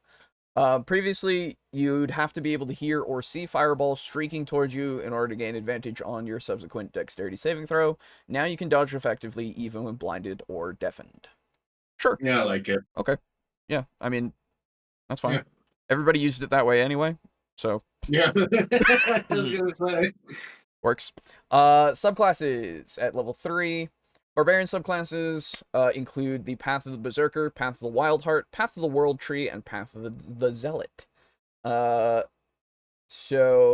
of the World Tree is entirely new, while the rest are improved. Path of the Berserker. So Berserker sucked before. Nobody took Berserker. Mm-hmm. So, the biggest change to Path of the Berserker is the adjustment to Frenzy. Now, instead of giving you an extra bonus action attack, you get additional damage on your first hit each turn. The extra damage is represented by a number of d6s equal to your rage bonus damage. Oh. You also don't gain levels of exhaustion for using this ability. Thank you. Good. Other than that, Intimidating Presence and Retaliation have swapped places, with Intimidating Presence now affecting multiple creatures, and the Frightened lasting up to a minute without your need to spend your action extending the duration. Thank you. Mindless Rage now also ends the charmed or frightened condition instead of suspending it. Thank you. Good. Good. Okay. So, first off, yes, because now we have bonus action that can be used to keep your rage going. Makes sense. Mm-hmm. Let's take away this additional attack that you would only get from being in this path. Yes. Adding it as additional damage to your first attack equal to, in the beginning you would have 2 rages, so you get 2d6 extra on your first attack. Yeah. Oh, you're a rogue. Like every turn. You're a rogue, but like you go in fucking front. Yeah. I'm fine with that. Make it so that there's should a reason. be a big screaming, loud wall, screaming bloody murder. Exactly. Yes. 100% about it. Good job. Yes. Path of the Wild Heart, formerly Path of the Totem Warrior. The Path of the Wild Heart has seen some significant improvements to its flexibility. Now you can change the animals that you draw primal power from more easily, and they've been balanced to make choosing feel more strategic. Instead of choosing an animal at level 3 and sticking to it through your campaign, you can swap out benefits from your level 3 and 14 abilities each time you rage.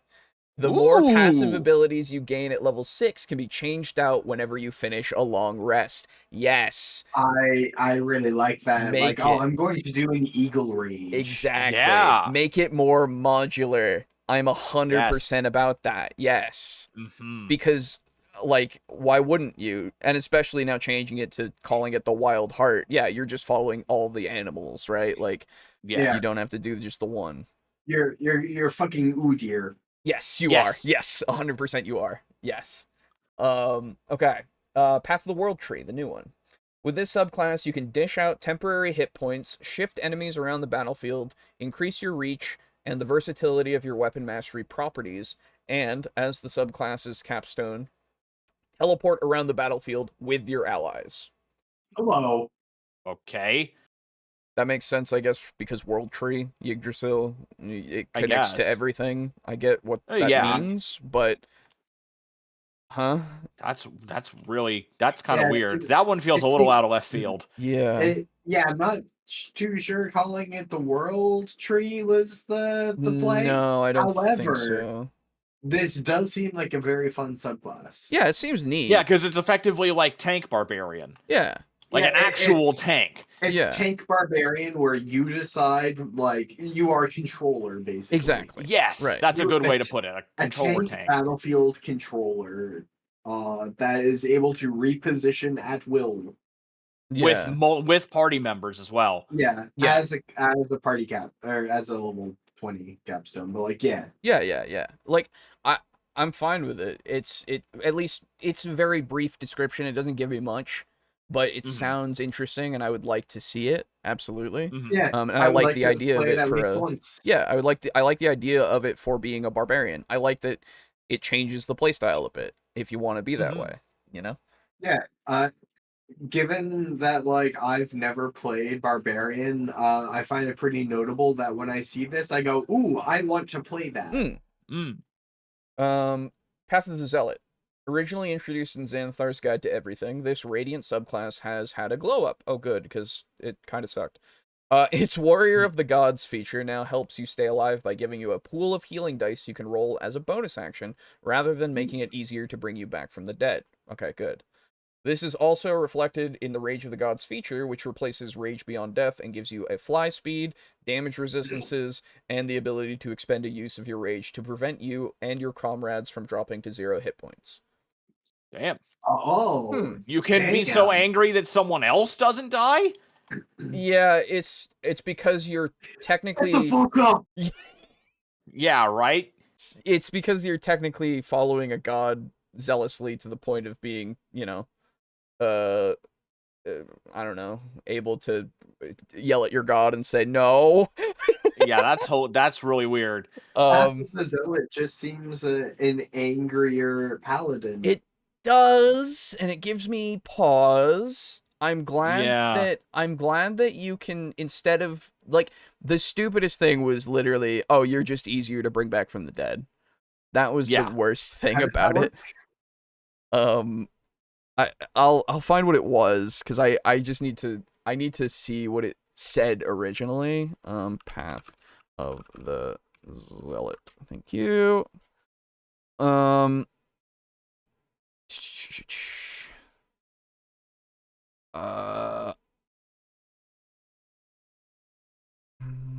Where is it?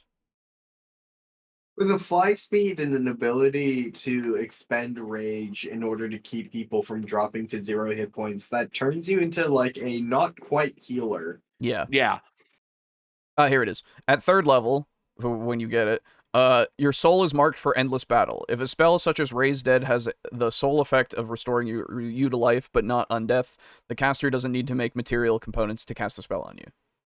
Oh, Jesus Christ. Oh, which, my God. Like, that's fine, but, like, It would be kind of hilarious to have a bunch of barbarians who are basically all slayers. Yeah. And then you just have that one asshole medic who's like, no, we can't lose you. Even though we're trying to fucking die over here. Yeah. God, I just hate it. That would be cool. A fucking army of barbarians, like, destined for death with every battle. I'm 100% about it. Fucking face tanking damage. And then the one cleric who's like, I don't need fucking diamonds. Yeah, exactly. It's just, you're good. You get a resurrection. And you get a resurrection. Fucking great. Yeah. Again, it's not death, it's a respawn timer. Yeah, exactly. Yes, that's making me think actually of Konosuba, because Kazuma dies a few times and then Aqua just keeps bringing him back. Yeah, that's true. Yeah, it does. But yeah, it's literally I don't know. I'm fine with that one change. But the other one is weird to me. Yeah, it just needs to be explained better. Yes, I need more details. Because at the moment it just sounds really weird. Yes. A pool of healing dice that you roll as a bonus action is pretty good. Yes. Yeah. Like that's if you sweet. rage and you just have like 8d6 and it's like, hey, use this during your rage sometime. Yeah, exactly. You can either heal or extend your rage. Yeah, exactly. That's a good thing, I think, but Yes. Yeah. I agree. I've been looking at the new profile pics, and Aiden needs a headset to match the other two. Just a thought. Nah. Obviously, this is the part I should be paying attention to. Oh, this one? Yeah, the rage, the zealots. Yeah. Yeah. Okay, primal knowledge, level 3. Make your barbarian more useful when they're not crushing their skulls. Primal knowledge gives you an extra skill proficiency from the barbarian's list, and the ability to replace certain skill ability modifiers with your strength modifier when your rage is active. The skills include acrobatics, intimidation, perception, stealth, and survival. Stealth?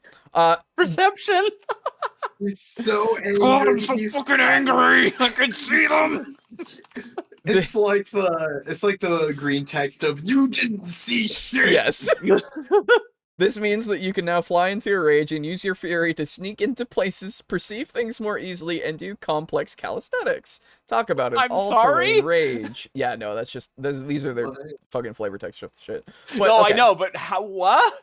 So like, the I'm perception. Angry, so I'm actually angry. Say better at making a fire would make more sense. Yeah, that would make survival sense. I'm fine with. Acrobatics and intimidation I'm absolutely fine with. Yeah, that's completely fine. Perception absolutely. and stealth are the ones I go, huh? Yeah, like you're enraged and you're gonna try to sneak around. I'm not gonna be hearing the clap of your ass cheeks. I'm gonna be hearing the grinding of your fucking teeth from a mile away.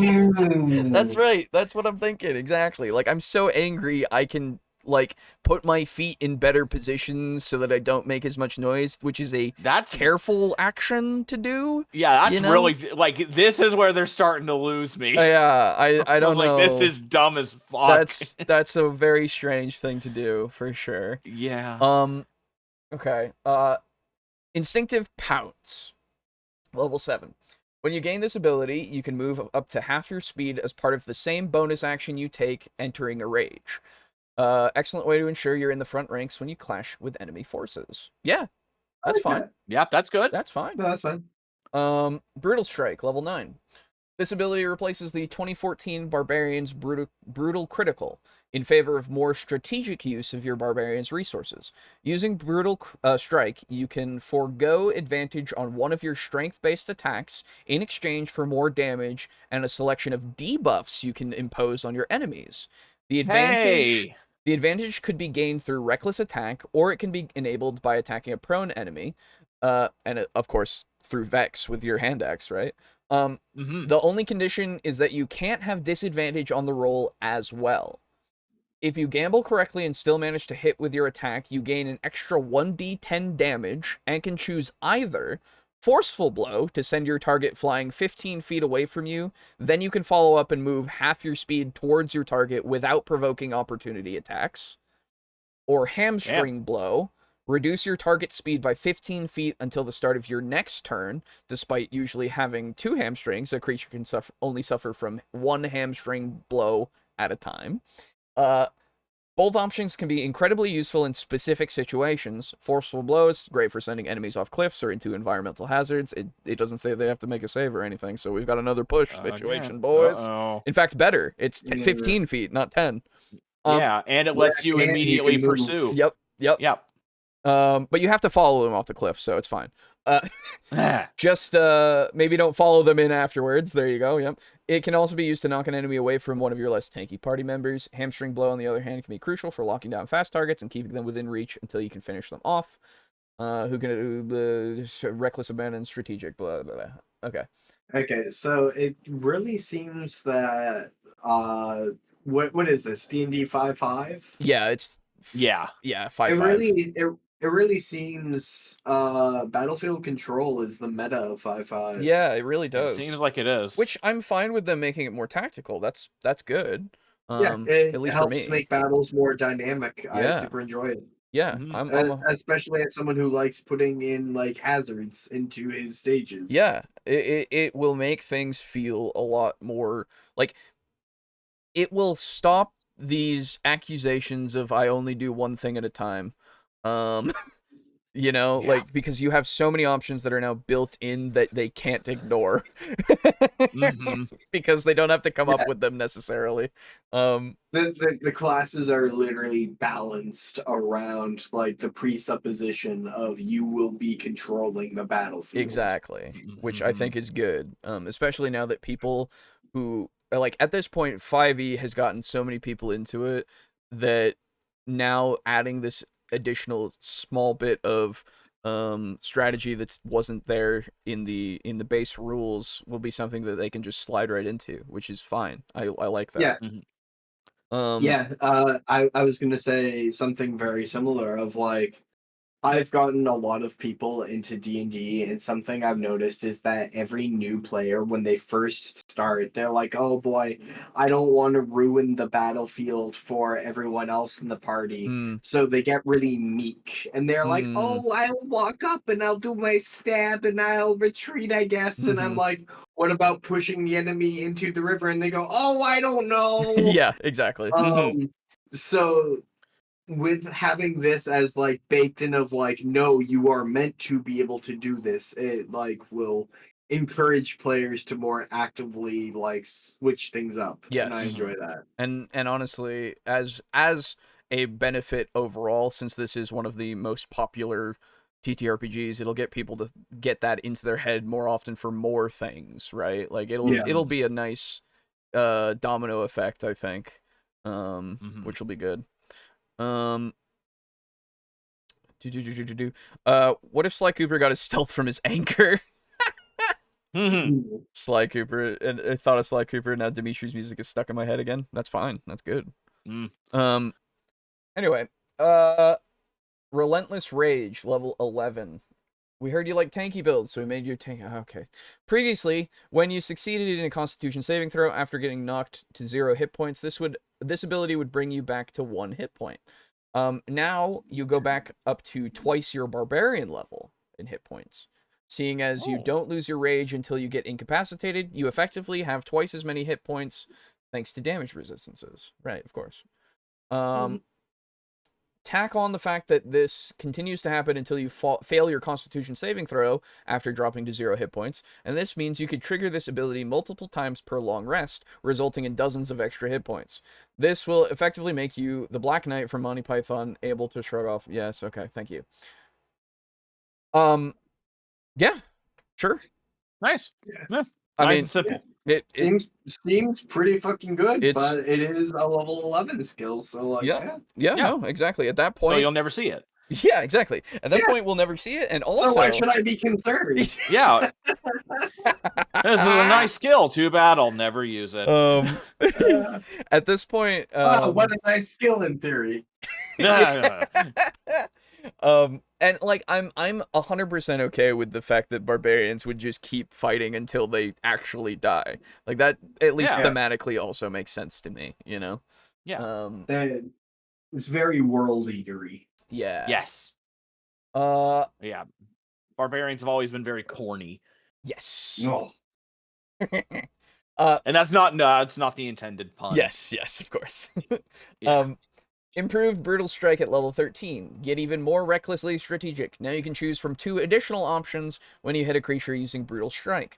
Staggering Blow. Force your target to have disadvantage on the next saving throw it makes, and can't make an opportunity attack until the start of your next turn. Perfect for diving out of the way and letting your wizard light them up with a big spell. True. Yeah. Sundering Blow. I find it... sorry. The Tsundere Blow. Yeah, the Tsundere Blow, yes. I find it very funny that the whole, like, barbarians giving debuffs when they hit people with their brutal strike, that is literally what I was wanting to do in the 3.5 campaign, where if you guys got a crit with anything, you could do a debuff. Yeah. And now they're baking it into this one. Yeah, now they're baking it in. Good. That's neat. Yeah, it's great. Oh, fuck. Sundering Blow. If you have a martial buddy fighting alongside you, this is a great way to team up. When you hit a creature with this ability, the next attack made against it by another creature has a +5 to hit. Essentially, you're trading off advantage to give to your buddy advantage. Yeah. That's awesome. Now, I have thoughts on this one. Okay. Actually. firstly, I really enjoy the fact that say when you hit a creature with this ability, the next attack made against it, Yes. and not the next attack in the round, Right. because this means you do not like need to have your barbarian have a high initiative. Right. Yes. True. I super enjoy this because initiative was my immediate concern, Mhm. and I was like, oh wait, that we get to dodge that. Secondly, +5 feels a little tiny bit anemic. I At level understand. 13, yeah. Yeah, Yeah. I understand that like +5 is good, but like advantage is calculated at a +10. So Exactly. if I'm giving up a +10 to give an ally +5, and like yeah, sure, I may be giving advantage to the paladin at least. Oh, but wait, it's not true advantage. It's just a flat +5 to hit, Yes. meaning that he gains no extra bonuses for like his smite. Yeah. Yeah. Yep. Maybe that So, may be why they had to do that. yeah, But yeah, it should probably be something closer. What level is this? 13. Do you get this? 13. It should probably be something like half your barbarian level as the Yeah. bonus. So that way I- it starts out at 6 and then it can continue to get better. I was thinking a flat 8. Too. I'm fine. That can work. Yeah, I'm fine with anything above 5. Honestly, like 5, like you said, it does. It's like it's nothing really at that time. You know, Yeah. it doesn't really feel right. I'll miss out on this next one. I'm just gonna run to the bathroom. All right. Okay. Persistent Rage, level 15. Previously, this feature made the Barbarian's Rage impossible to end early, short of knocking them unconscious. In the updated version, you still get those benefits, and your Rage lasts for 10 minutes, without you needing to extend it in any way. Ooh. Wow. If that wasn't enough, you now regain all uses of Rage when you roll Initiative. Whoa. This only triggers once per long rest. Fair enough. But okay. a full 50 minutes of raging should get you to the next time you're able to kick your feet up and relax. True. Yeah. Yeah. That's very good. Yeah, the thing that I'm really liking here is the fact that basically, so far anyway, everybody has gained either more uses for their class ability, Yes. or they've gained more uses and it can do more things. Exactly, right? That is so good. That it really makes it so that it really makes you feel like, yeah, this class, I took it because I wanted to use Rage, you know? And now I have the ability to use Rage a lot. Yeah, to do lots of different things. Yes. Me and Brogan and some of his other friends have been playing Magic Right. a lot more lately. You already know that. Yeah, I missed out last night because I wanted to, but I was so fucking tired. Yeah, no, like, yeah. But one of the things that's really fun in Magic is a lot of times there are, Brogan probably already explained it to you, but a 1/1 counter. Do you know what that is or no? Yes, I think so. A 1/1 counter basically just gives your creature an additional power and an additional toughness. Oh, yes. For every counter that you have. So it is 1 power, 1 toughness. That's why it's 1/1. Right. And the thing is, lots and lots and lots of decks use these 1/1 counters. Makes sense. And you can use them in so many different ways. It's not all just like there are 30 decks that just, stack up 1/1 counters. You could stack them up, but then you have to remove them to do this. Yes. Or you can, so you get a resource, but you get lots and lots of different ways to use that resource. Yes. So even though you're working with the same thing as before, it functions entirely differently. And so that makes it a lot of fun once if you really enjoy the mechanic, being able to use it in a lot of different ways is fun. Yes. So it feels like they're snagging that from Magic, and I enjoy that. Yeah. I mean, it's taken them... How long have they owned both things? A long time. Yeah, exactly. Taking them a little while to get there, but yeah, we're there. Yeah, but hey, they did it in the end. Yeah. So I am back, and I do have additional thoughts on Thundering Blood. Yeah, go for it. Absolutely. There is 2 things about the verbiage which I've taken note of the more I thought of it. The first is that there is oh no, it says when you hit a creature, you can't hit an object. No. I was thinking of weakening up like a pyre or something, and then having your rogue shoot like an explosive arrow at like the base of a bridge or something Sure. that you've already weakened up with Sundering Blow. Oh. But I was like, oh, but wait, it's creature. Yeah. The second thing is that when you hit a creature with this ability, the next attack made against it by another creature, it's not made by an ally. It's just Yes. another creature. Yes. That is nice. So like you can get third partied. Yes. Yes. That's fine. You can get kill stealed. That's I like that, honestly. That's totally fair. Yeah. So this yeah.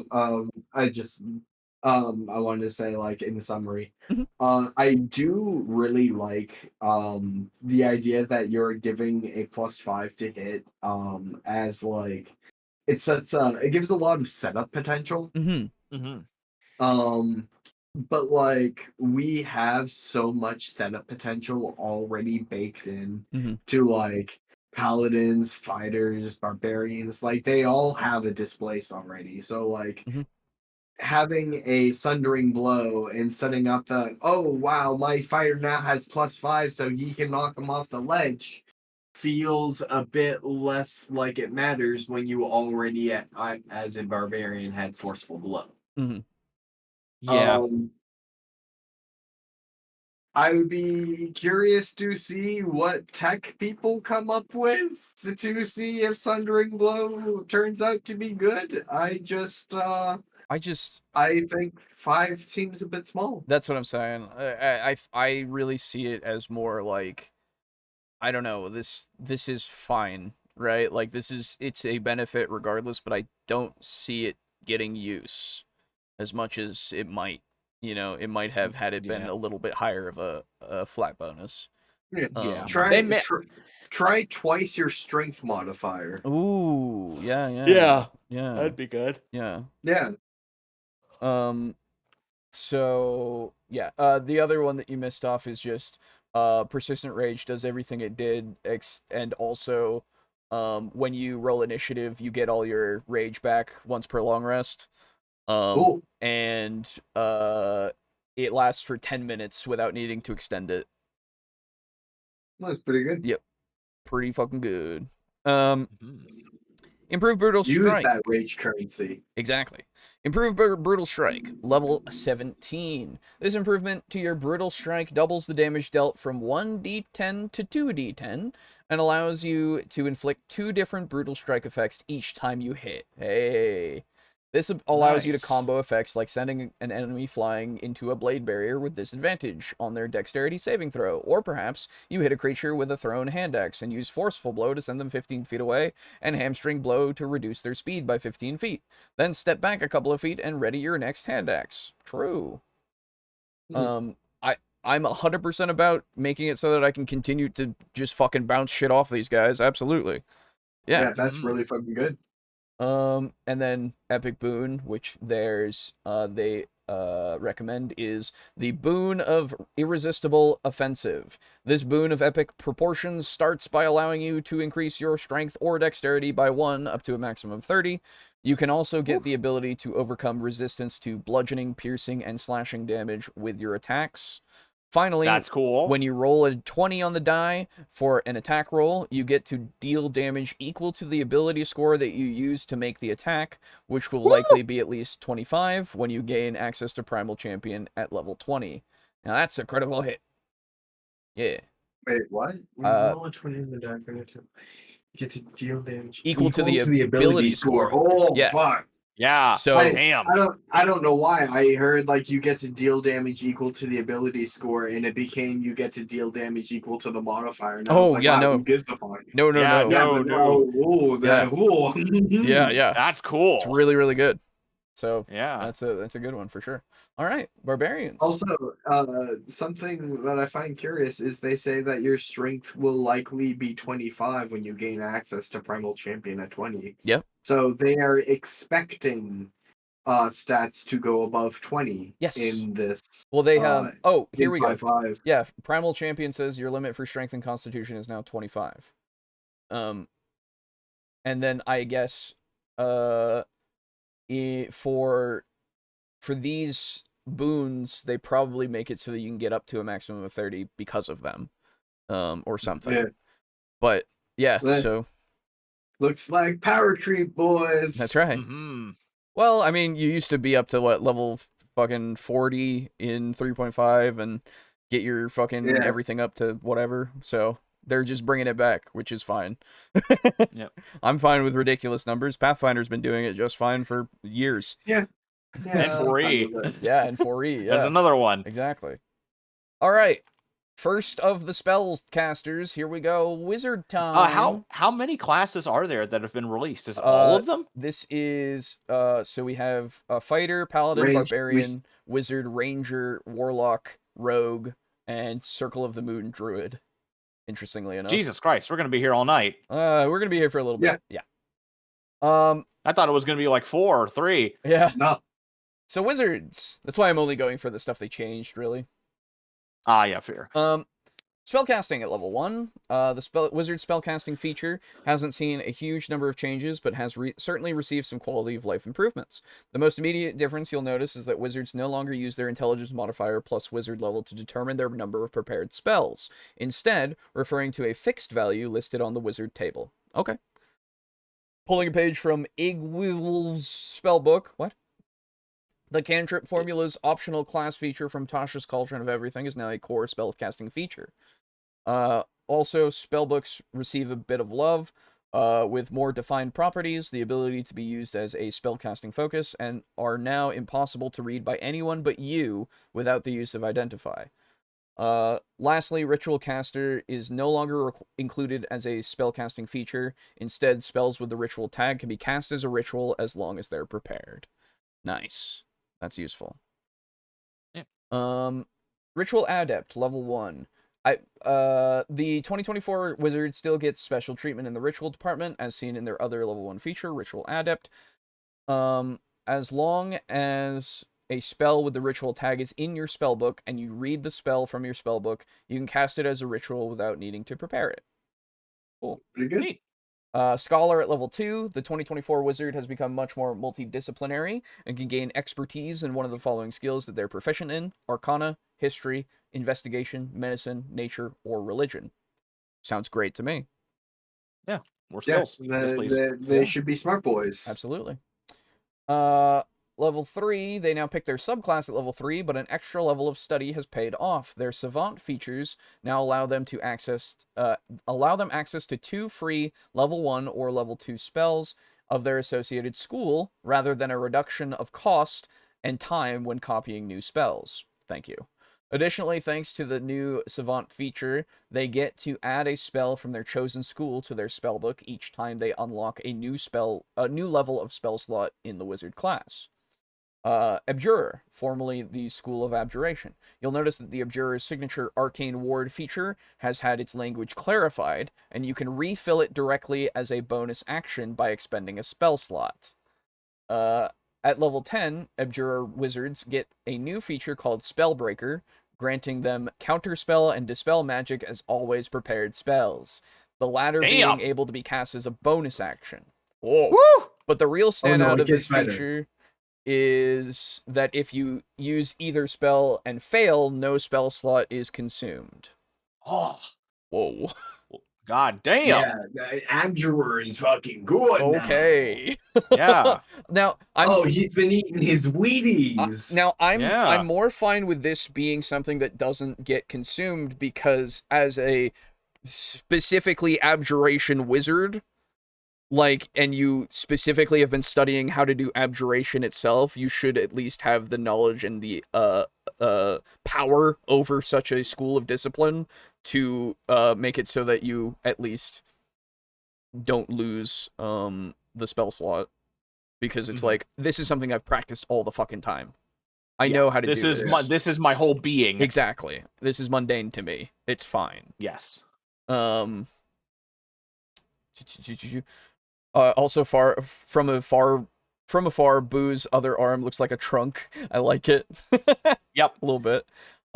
No sorcerer. What is Leroy? Chopped liver. No sorcerer yet. No, they haven't released that yet. Wait, Boo, that's an arm? Yeah. No, that is like a feeding appendage that Yithians have. Yeah. Okay. Yeah. Okay, so Diviner. The Diviner subclass doesn't see many changes from its previous incarnation of the School of Divination, other than some refinements to the third eye. The feature now explicitly uses a bonus action, and the Dark Vision feature has increased its range to 120 feet.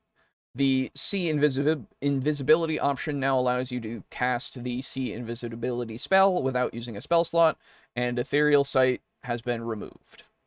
Sure.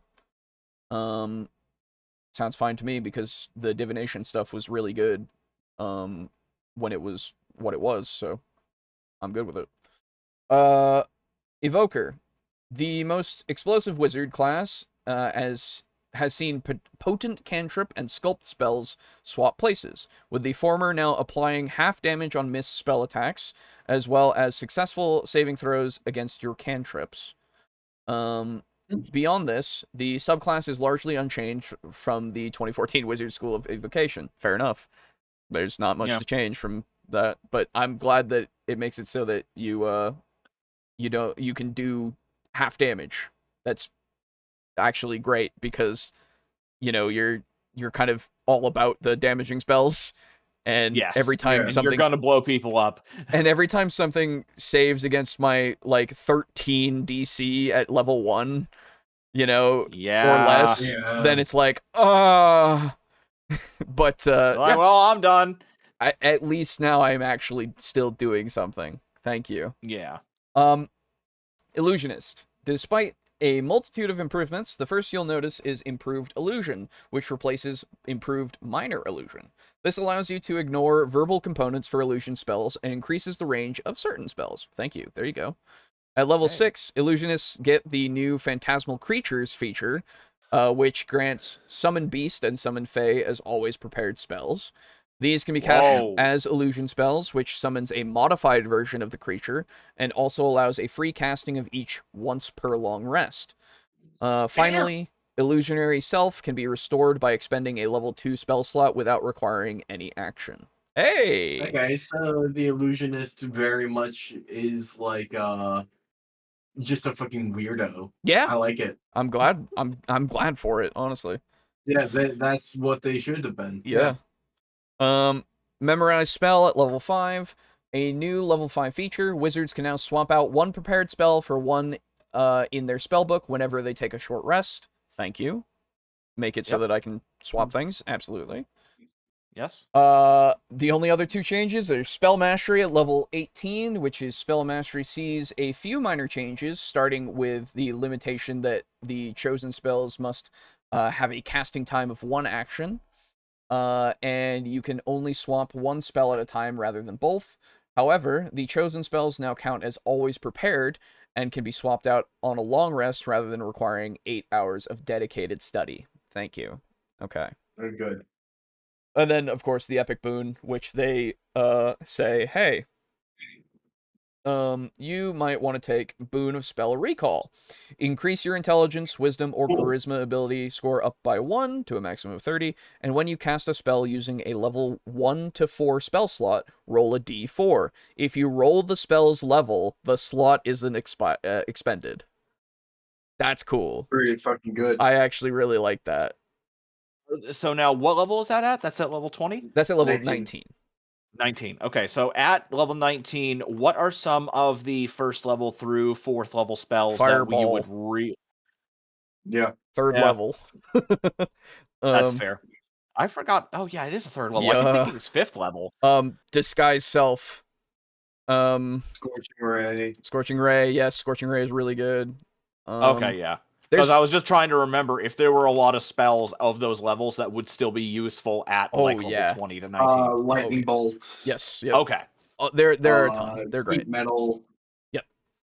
Yeah. Okay. But yeah. Yeah, I'm fine with those changes to Wizard. Other than that, I mean, there's probably not too much that's needed to be changed, really. Okay. Now, however, on to something That needed changes. Need to happen. The Ranger. The Yeah. Ranger. Oh, here we go. All right. Oh, everything has changed. Literally everything. Oh my god, there is. Okay. All right. Okay. Here we go. Jesus Christ. Do we have a half druid, half fighter class I hope now? so. Okay. Spellcasting at level 1. The 2024 Ranger can prepare more spells than the 2014 Ranger could learn. For example, the 2014 Ranger the 2014 Ranger learned their 6th spell at level 9, and the 2024 Ranger can prepare their 6th spell at level 5. Thank you. Spellcasting looks a little different in the 2024 Player's Handbook. All spellcasting classes prepare their spells now, although some classes can still change their spells when they level up, just like you're used to. Spellcasting classes are no longer distinguished by who prepares spells and who learns them, but rather how often a class can change their prepared spells, and how many they can change at a time. For example, the 2024 Ranger now prepares its spells when they complete a long rest, just like a druid, but can only swap out 1 spell per day. Okay. You can also now use a Druidic Focus as an optional class feature from the Tasha's Cauldron of Everything that has been made part of the new Ranger's spellcasting feature. The 2024 Ranger and Hunter's Mark. The 2024 Player's Handbook strengthens the Ranger's class relationship with its trademark spell, Hunter's Mark. Several of the 2024 Ranger's base class features, Relentless Hunter, Precise Hunter, and Foe Slayer, all power up your Ranger while Hunter's Mark is active. Also, the spell now deals force damage on a hit. Okay. Ooh. Good. What did it deal before? It just dealt just damage. Yeah, it probably hasn't changed, so bludgeoning. Oh. I think. Let me see. No. I thought it just increased the modifier you get. Oh no, until the spell ends, you deal an extra 1d6 damage to the target whenever you hit it with a weapon attack. You have advantage on any wisdom, perception, or wisdom survival check. It doesn't actually say what type of damage it did, but this says just generic damage then. Yes. It was typeless before, and now it has a type which is force, which is like only one thing resists force damage, I believe. I think it's one of the best damage types in the game. I think there were 4. This is ever so slightly technically a nerf to the damage. However, you gain access to a lot more. Exactly. So we'll see what it does for the later things, because everything has changed. Yes. Favorite enemy. I remember. Oh, yes. I remember just really quick. For a campaign I had, someone who was like a newcomer to D&D was like, "Oh, dude, I'm thinking of going for a ranger, more sword and board, but also like I can use a bow." And I literally went, "Oh, and I made sure to like leave the smile up on my face to like not discourage him. But I was like, "Are you sure? You can do that as a fighter, you know." And he's like, exactly. "No, I really want to be a ranger just for the flavor of the word." And I was like, "Ooh." You can still be a ranger, but have the math of a fighter. Exactly. If you want. Oh, Rangers. Okay, favorite enemy, level 1. Favorite enemy has seen some significant changes. This feature no longer focuses on tracking and recalling information about certain creature types, or learning their language, though you can learn 2 new languages with the Deft Explorer feature below. Oh, okay, cool. Instead, you can now cast Hunter's Mark twice per long rest without expending a spell slot, and you always have it prepared. This will make it much easier to keep up with the barbarians, fighters, and paladins and damage output without having to spend your precious spell slots to do it. With the new spellcasting feature, you can already prepare more spells than before. With the new favorite enemy, you also prepare the Ranger's trademark spell for free. You'll get more free castings of Hunter's Mark as you level up. Damn. Good. That's good. All right. That was the worst part of Hunter's Mark, was the fact that it was a high investment. Oh, low return. So happy. Yo, low return. But thank you. Oh, okay. Weapon Mastery level 1. At level 1, you'll gain access to the Weapon Mastery feature, which allows you to master 2 weapons, which you can swap out during a long rest.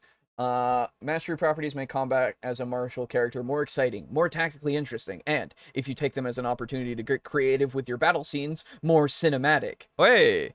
Let's look at the mastery properties for 2 of the most common ranger weapons, the longbow, the scimitar, and because I want to show strength-based rangers and some love, the battle axe. Sure. Battle axe, topple. I'm a simple guy. Who am I reading? The only thing I like better than rolling to attack an enemy is doing it with advantage. With topple, you can force enemies to make a constitution saving throw or be knocked prone. This can also help protect your allies if you topple an enemy who is intending to chase after them. True. Longbow, slow. Use slow to buy your party some time before the second wave of enemies arrives. Aim for the leg or wing with your longbow and reduce the target speed by 10 feet. A creature can only suffer from 1 speed reduction via the slow ability at a time. The spear also had slow, if I remember right. Okay. Scimitar, Nick. Nick allows you to use the light property's extra attack as part of your attack action instead of your bonus action. This keeps your bonus action available for spells like Ensnaring Strike and Hunter's Mark, or for your subclass features like the Beastmaster commanding their primal companion. Okay, so hold on. This means the light property gives weapons an extra attack. Like, I don't give a fuck about the ranger. I care about the light property. A lot of weapons are light. Daggers are light. Short swords are light. Yes. I assume that this is something that's specific to only some of them, right? Yeah, it could be. What I'm gathering is that I would imagine that what I'm hoping for is that each weapon is going to have like a few different ones that you can like put onto it, you know? Yeah, that's what I'm hoping as well. And then you can go like, oh yeah, I want to be a longbow with not slow. But I don't know. I hope that that's the case, but I don't know. Yeah. Well, that's the other thing. Like you were saying before, you can just house rule it. So you could have longbows and you could make it so that it could do slow, or you could have it be like the mastery thing is the classic like strength bow type thing. Yes. If you want it. For sure. I think so. A special magic item that has like one or multiple mastery effects, and you can pick which one you want. Yeah. Yes. Exactly. Okay. Natural Explorer level 1. Natural Explorer is not a feature of the 2024 Ranger. Instead, if you like to be able to be an expert navigator through the woods, the Ranger now gains access to spells that could help with travel, such as Alarm, Goodberry, and Speak with Animals at level 1. And you can select Expertise in Survival with Deft Explorer at level 2. Which leads me into Deft Explorer. Deft Explorer and its options from Tasha's Cauldron of Everything have been broken out into their own features for the 2024 Ranger. Now a level 2 feature, the new Ranger's Deft Explorer grants you experience in 1 skill, I assume you mean expertise, plus proficiency in 2 languages. Over here, the softest twig snap during watch with expertise in perception, or help the tricksters of the group on their next scheme by picking up deception. Yeah, sure. I can max spot guys. Yeah. Fighting style level 2. Fighting styles function largely the same as before. They are now a type of feat, however, so when you get access to the fighting style feature, you can select a feat with the fighting style feature as a prerequisite. The biggest change here is that the optional class feature Druidic Warrior from Tasha's Cauldron of Everything is now available to all Rangers. If your Ranger is more magically focused, you can choose Druidic Warrior to learn 2 Druid cantrips instead of selecting a fighting style feat. Consider the new Starry Wisp spell, I guess. You are also no longer limited to archery, defense, dueling, and 2-weapon fighting. So now your Ranger can grab a shield and focus on protecting their allies in the front lines if they want. Sick. Okay. Yeah. That's cool. Ranger subclass level 3. Okay. Beastmaster. Oh boy. Before I read this, I need it so that the thing is not shit forever. That's all I need. Mhm. The Beastmaster's signature feature, Primal Companion, looks very similar to what you saw in Tasha's Cauldron of Everything. Never looked at it. However, their I'm AC looking now at it right now. their AC now scales with your wisdom modifier instead of your proficiency bonus. Okay. Exceptional training can be activated on turns where you use your bonus action to command your companion, instead of on turns where the companion did not attack.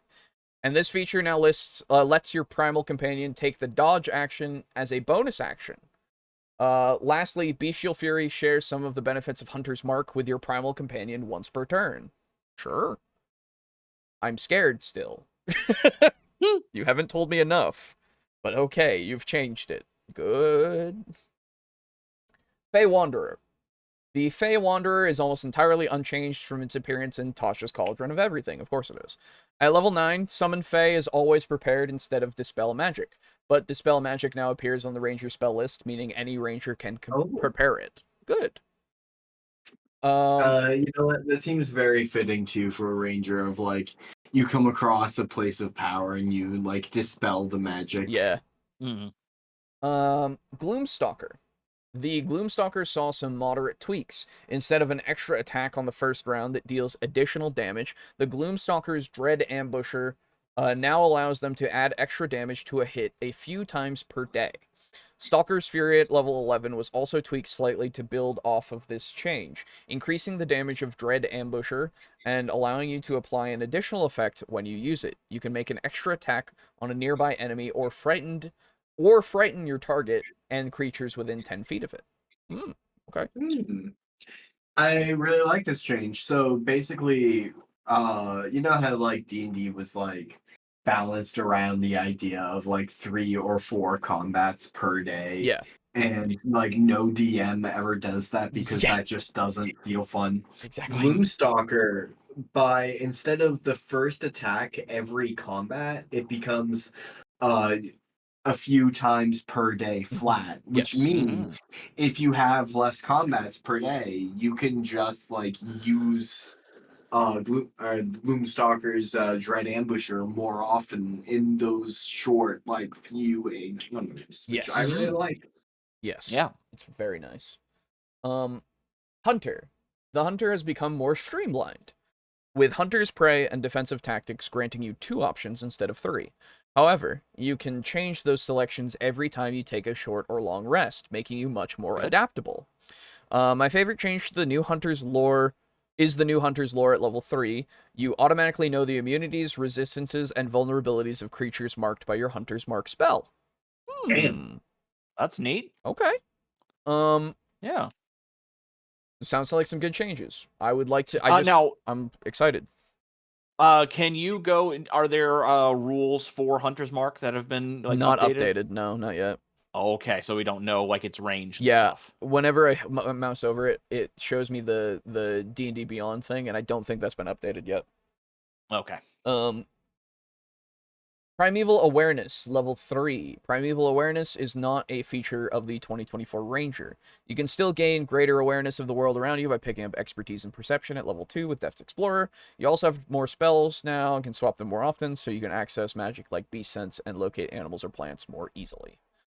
Roving, level 6. Formerly a part of the Deft Explorer feature in Tasha's Cauldron of Everything, Roving has been split off into its own class feature with a slight buff. It now grants an additional 10 feet of movement instead of 5, but it does require you to not wear heavy armor. It will grant the climb speed and swim speed as before. Oh, so I assume that's like equal to like your movement speed or something. I don't know. Cool. Land Stride, level 8. Not a feature. Instead, the Ranger gains Expertise at level 9, which is the Ranger gains Expertise in 2 additional skills. Now you have Expertise in 3 skills and can better keep up with the Bards and Rogues, who have 4. Nice. Okay, so you're a semi-skill monkey. I like it. Yeah. Yeah. I think that fits. That does fit. Yeah, no, it does. no. You're a nature skill monkey. Yeah. Yeah. A weird in-between place of like, are they a druid? Are they a fighter? Are they a skill monkey? Yes. Mm-hmm. Tireless, level 10. With Tireless, you can use an action to grant yourself temporary hit points. I love using this feature as soon as literally anything seems off, because you get several uses per day, okay? And the temporary hit points don't fade until you complete a long rest. Ooh! As soon as I hear a weird noise, I'm drawing myself. Okay. This feature is nearly identical to its appearance in Tasha's Cauldron of Everything, except now the number of uses is tied to your wisdom modifier, not your proficiency bonus. As an aside, I like this tweak. The power represents your connection to primal forces, and so does your spellcasting ability modifier. Yes, true. Just as in Tasha's Cauldron of Everything, Tireless also allows you to reduce your exhaustion by 1 level when you take a short rest. Nice. Oh, that's good, because exhaustion's only on long rests, so nice. Yeah. Hide in Plain Sight at level 10. It is not a feature. Instead, the Ranger gains Tireless at level 10. Sure. Okay. Relentless Hunter, level 13. Taking damage can no longer break your concentration on Hunter's Mark. If you want to focus on dealing damage, nothing so pedestrian as Fireball can stop you.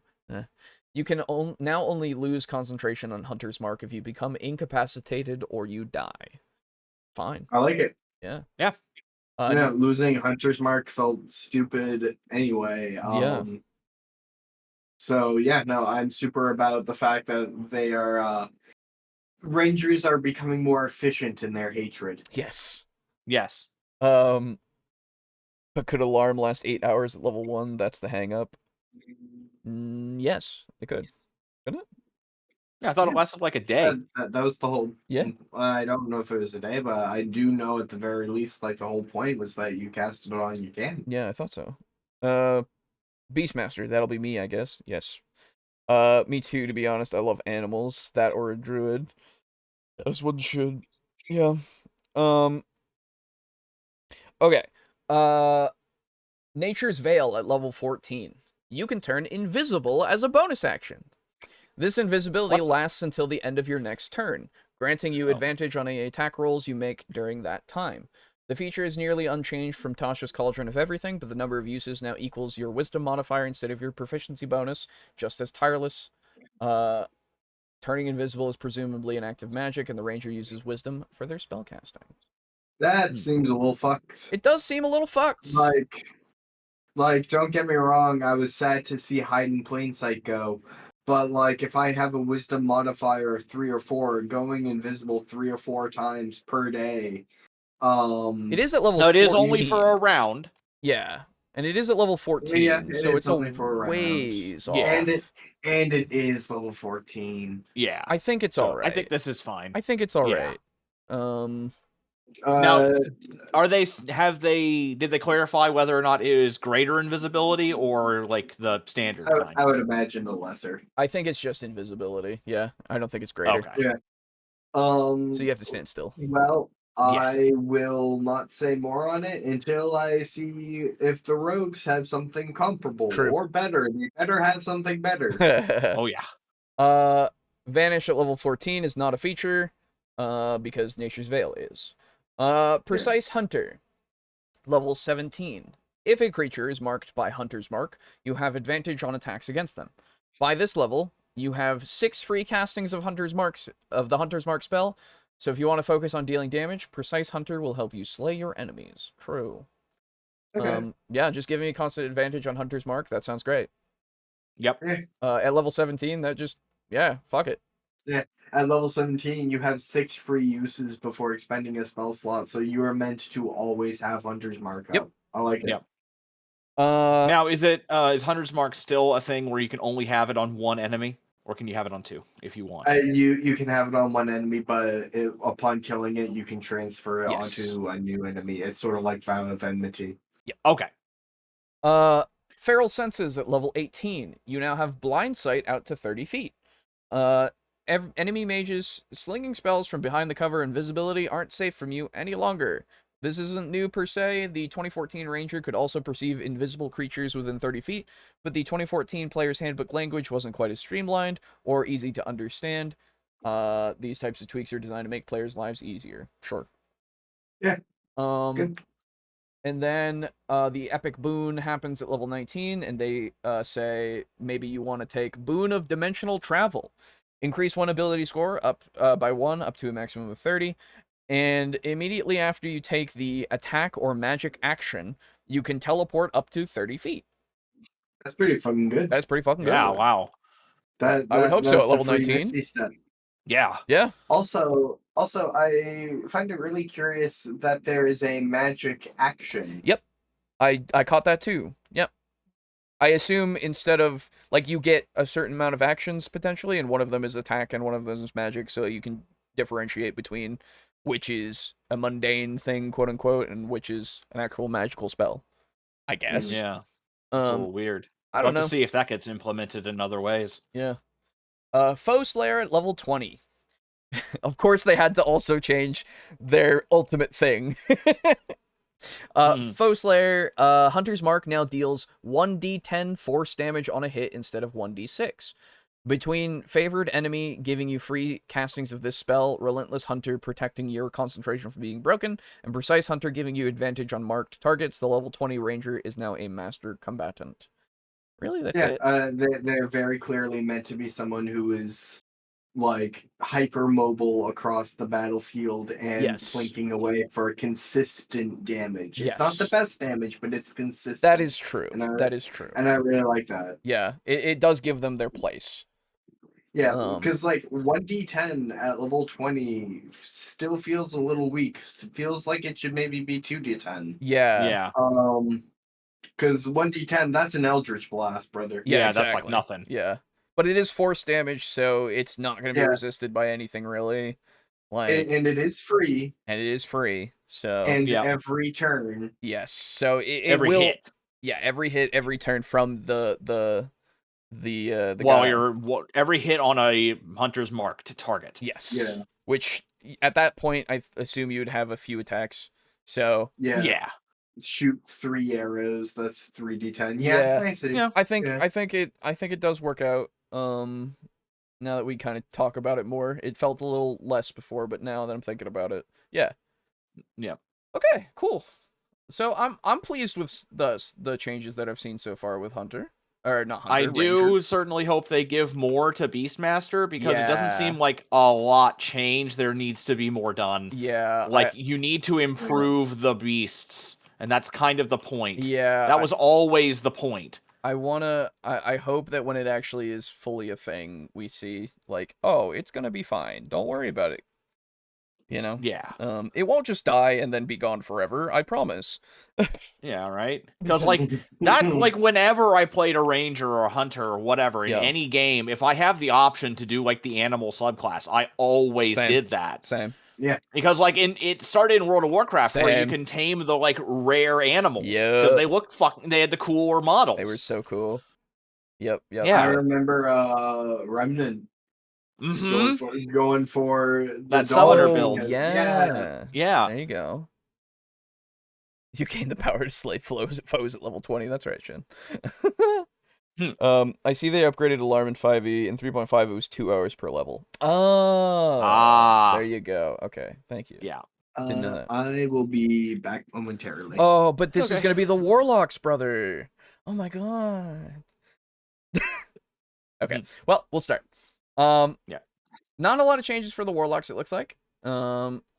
So actually, you know what? I actually do need to use the bathroom really quick, so I will also do that at this moment. Okay. But we will go back to Warlock as soon as I'm back. Entertain the masses there, friend. No, I'm playing Deep Rock. I don't have to do anything. I'm busy. Sorry, chat. I also can't read chat, so I don't even know if I made anybody annoyed. So we'll just have a nice moment of silence away from the noisemakers.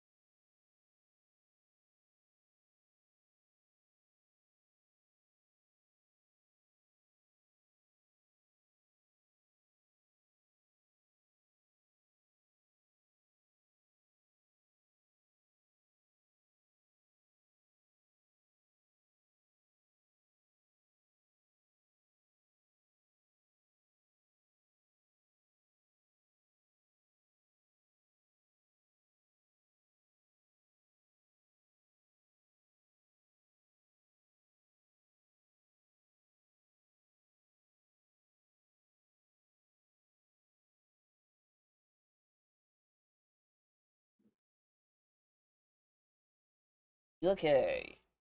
Hello. Hello. Aiden not back yet? Nope. Okay. Well, I heard a noise, but he's not back yet. Gotcha. Okay, so let us begin with Warlocks. Yes. So, at level 1, we have our Eldritch Invocations. One of the first notable changes to the 2024 Warlock is that you get access to your first Eldritch Invocation at Warlock level 1 instead of Warlock level 2. Oh, thank you. Overall, Eldritch Invocations have received a major overhaul with key changes including several quality of life updates. Let's take a look at some of the big shifts. Thank you. Pact Boons are now Eldritch Invocations. In the 2014 Warlock, your Pact Boon, such as Pact of the Blade, Pact of the Tome, or Pact of the Chain, was a separate feature bestowed at level 3. In the 2024 Warlock, the Pact Boon feature is gone, and these pacts are now options you can choose as part of your Eldritch Invocations. In the 2014 Warlock, further improvements to your Pact Boon were accessible via invocations such as Gift of Protectors, Investment of the Chainmaster, and Thirsting Blade. So rolling Pact Boons entirely into Eldritch Invocations simplifies the structure while preserving the mechanics. I'm fine with that. There are two really important and beneficial aspects to this shift. First, you no longer have to choose between them. All three of the former Pact Boon options can be selected as you level up and gain access to more invocations. So you can have a Pact Weapon via Pact of the Blade, a Familiar via Pact of the Chain, and a Book of Shadows from Pact of the Tome. Second, while some Eldritch Invocations do carry prerequisites levels, such as Agonizing Blast, which requires you to be level 2 and up Warlock, the former Pact Boon invocations do not. This means that you can select from a Familiar, Book of Shadows, or Pact Weapon as early as level 1. The 2014 Player's Handbook had these features arrive at level 3, so you're getting them 2 levels earlier for the 2024 Warlock. Good. It seems like they're kind of doing away with the whole everything that made you a character only happens level 3. Yeah, exactly. Which is really nice. I think that that's a great change, especially for something like this and something like what the Paladin had, where you didn't even have your spell casting until level 2, right? For Paladins. Yeah. And for this, it was welcome back. It was this is like, if I want to be a Warlock, why can't I have my things at the beginning? That's so weird. So they're kind of now we'll finally be able to play games that start at level 1 again. Yes. Yeah, instead of level fucking 3. Yeah, exactly. I'm 100% about that. Yes. Let's see. More Eldritch Invocations. Seeing as you get an invocation at level 1 and the progression has been expedited, 2024 Warlocks will have access to more invocations than their 2014 counterpart, maxing out at 10 when they hit level 18. As the older version of the Warlock, whenever you gain a Warlock level, you can replace one invocation with another as long as it isn't a prerequisite for another invocation you have. Fair enough. Some Eldritch Invocations can be repeated. Popular Eldritch Invocations for Warlocks like Agonizing Blast and Repelling Blast are still here, but with a couple of big changes. First, they are no longer limited to Eldritch Blast. Instead, you choose one of your known Warlock cantrips that deals damage, and now you can add your Charisma modifier to that damage roll. So now you can boost damage for Toll the Dead or Thunderclap with Agonizing Blast if that suits your Warlock build better than Eldritch Blast. Note, however, that Repelling Blast is restricted to cantrips that deal damage via an attack roll. Next, you can select these invocations multiple times when adding new Eldritch Invocations. So if you're trying to build a cantrip powerhouse, you could add Agonizing Blast or Repelling Blast to multiple cantrips. But of course, you can still use it for Eldritch Blast because, let's face it, if you're a Warlock, you're probably going to want to. Yeah. Before I go to more of them, absolutely. Making it so that you can take things multiple times is great, first off. And second off, if you don't want to be the Eldritch Blast Warlock, which, let's be honest, it was a little limiting because everything kind of had to go onto Eldritch Blast. Yeah. Now you can, and that's great. I think that's... It makes so much more sense for you with your patron being something that isn't necessarily a big fucking beam coming out of your hand, you know? Like, that doesn't fit for everything. Yeah, it really didn't. So I can definitely see, like, with Toll the Dead, you're ringing that ethereal bell, and then your patron is some sort of undead thing. That is, it makes so much more sense that they're hearing the death knell that they're going to be hearing when they die. Like, it makes more thematic sense, and I love it. Thank you. Anyway, spell slots. Who needs them? With the exception of Eldritch Smite, which deals a significant amount of damage and gives an enemy the prone condition, none of the 2024 Player's Handbook Eldritch invocations carry the using a warlock spell description. You still have spell slots for your pact magic, but they largely no longer fuel the invocations you get from your patron. Instead, your Eldritch invocations feel like a wholly separate power branch unique to the warlock class. The customization allowed via these changes to invocation makes the 2024 Warlock feel more like someone who has pored over contracts with their patron and selected the powers best suited to them. Yes. I like it. Yes. Yeah, it's cool. I really fucking like it. Warlocks being my favorite class that I haven't played since the first time I've ever played one. I'm glad that now we're making it so that the magic itself feels like it is separate. Because when I played a warlock in 3.5 for the first time, my everything that was my warlock stuff wasn't a spell slot necessarily. And it felt like I was something else, you know? It didn't feel like I was a wizard or a sorcerer at the time. So I'm glad I'm gonna get that feeling back. Very cool. Magical Cunning at level 2. The Warlock's Pact magic and spell slot progression works the same way for the 2024 Warlock as it did for the 2014. You also can still recover expended spell slots at the end of a short or long rest. Magical Cunning gives you another way to recover your Warlock spell slots, however. Now, once per long rest, you can use this feature to spend 1 minute on a ritual that restores half of your maximum spell slots rounded up. The Eldritch Master feature, granted at level 20, still allows you to regain all of your Pact Magic spell slots, but flavor-wise, it is now considered a more powerful version of this level 2 feature.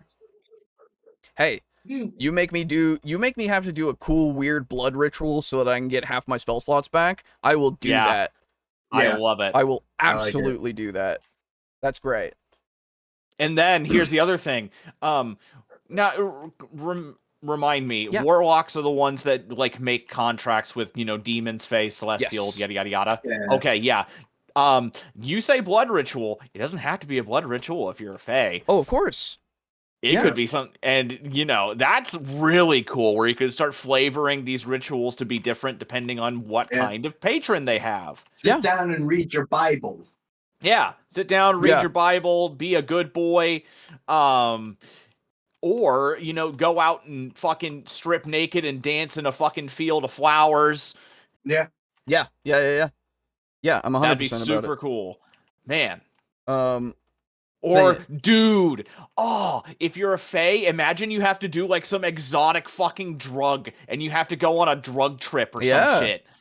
Yeah. I'm just imagining great old ones where it's like, hey, you need to set up a right angle at the base of this building. Don't ask why. You just need to take a bit of chalk and you just need to draw a right angle. Yeah.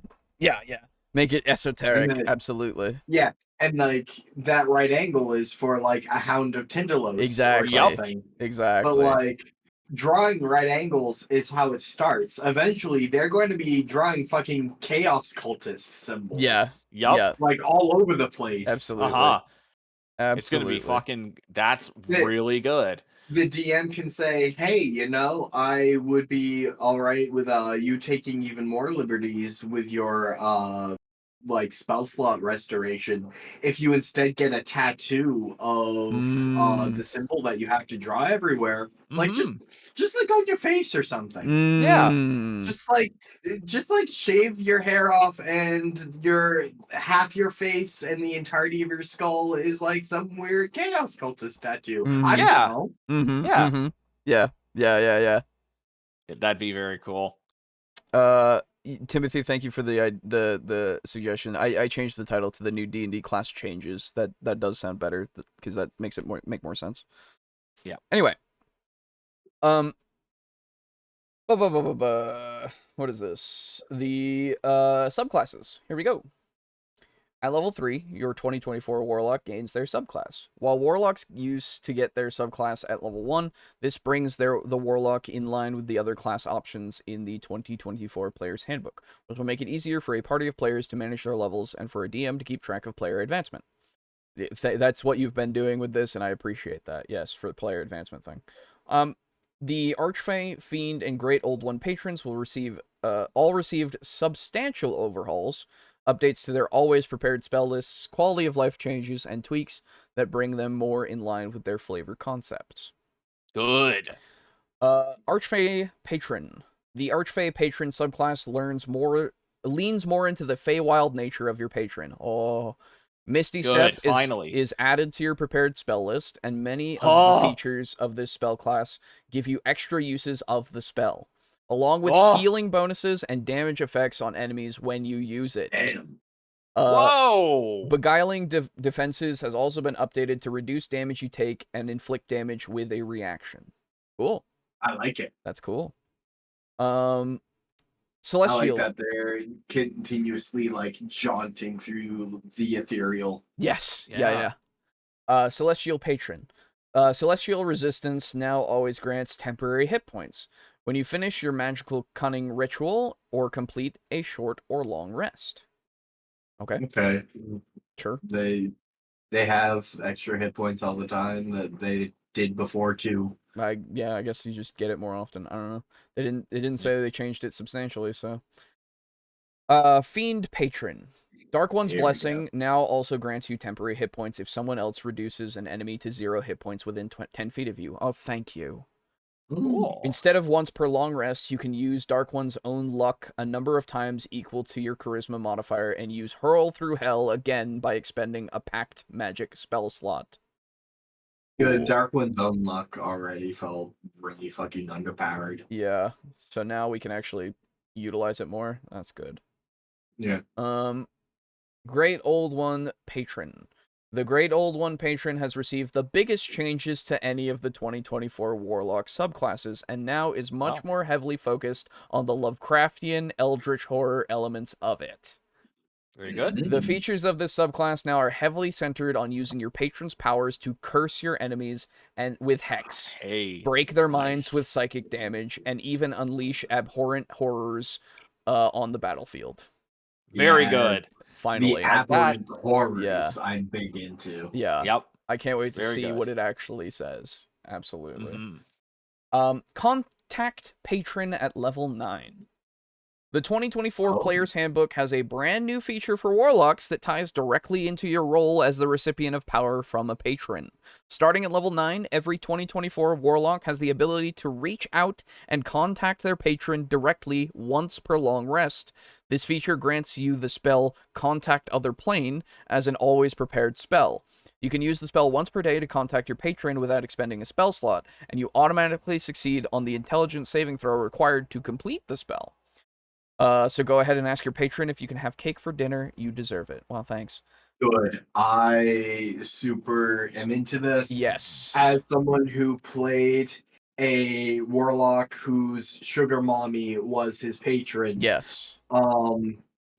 Like having contact other plane fail felt super fucking bad. I super enjoy the fact that they are leaning more into your patron is aware of your presence aspect to Warlocks. Because they had that one flavor text of your patron may not even be aware you exist. They did. Kind of that kind of felt sadly the norm for a lot of warlocks. Yeah. Whereas I liked ones that, like, they have that devil going, hey, do this. Yes. Or a great old one saying, hey, turn that fork 30 degrees to the right. Right, exactly. And I super appreciate that this is, because it doesn't I mean, I hope that it doesn't give you more than just like you get to contact them, like in the official book. It's like you get to contact them and you will be able to talk to them. Because at that point you just can take it from there as a DM. Like and as a player to just figure out what you want to do with it. Give your player some weird quest or a reward or something. It gives warlocks a lot more potential to be the main character. Yes. I gotta check in with my dad every day, okay? Just let me I gotta go in this room. Give me a second.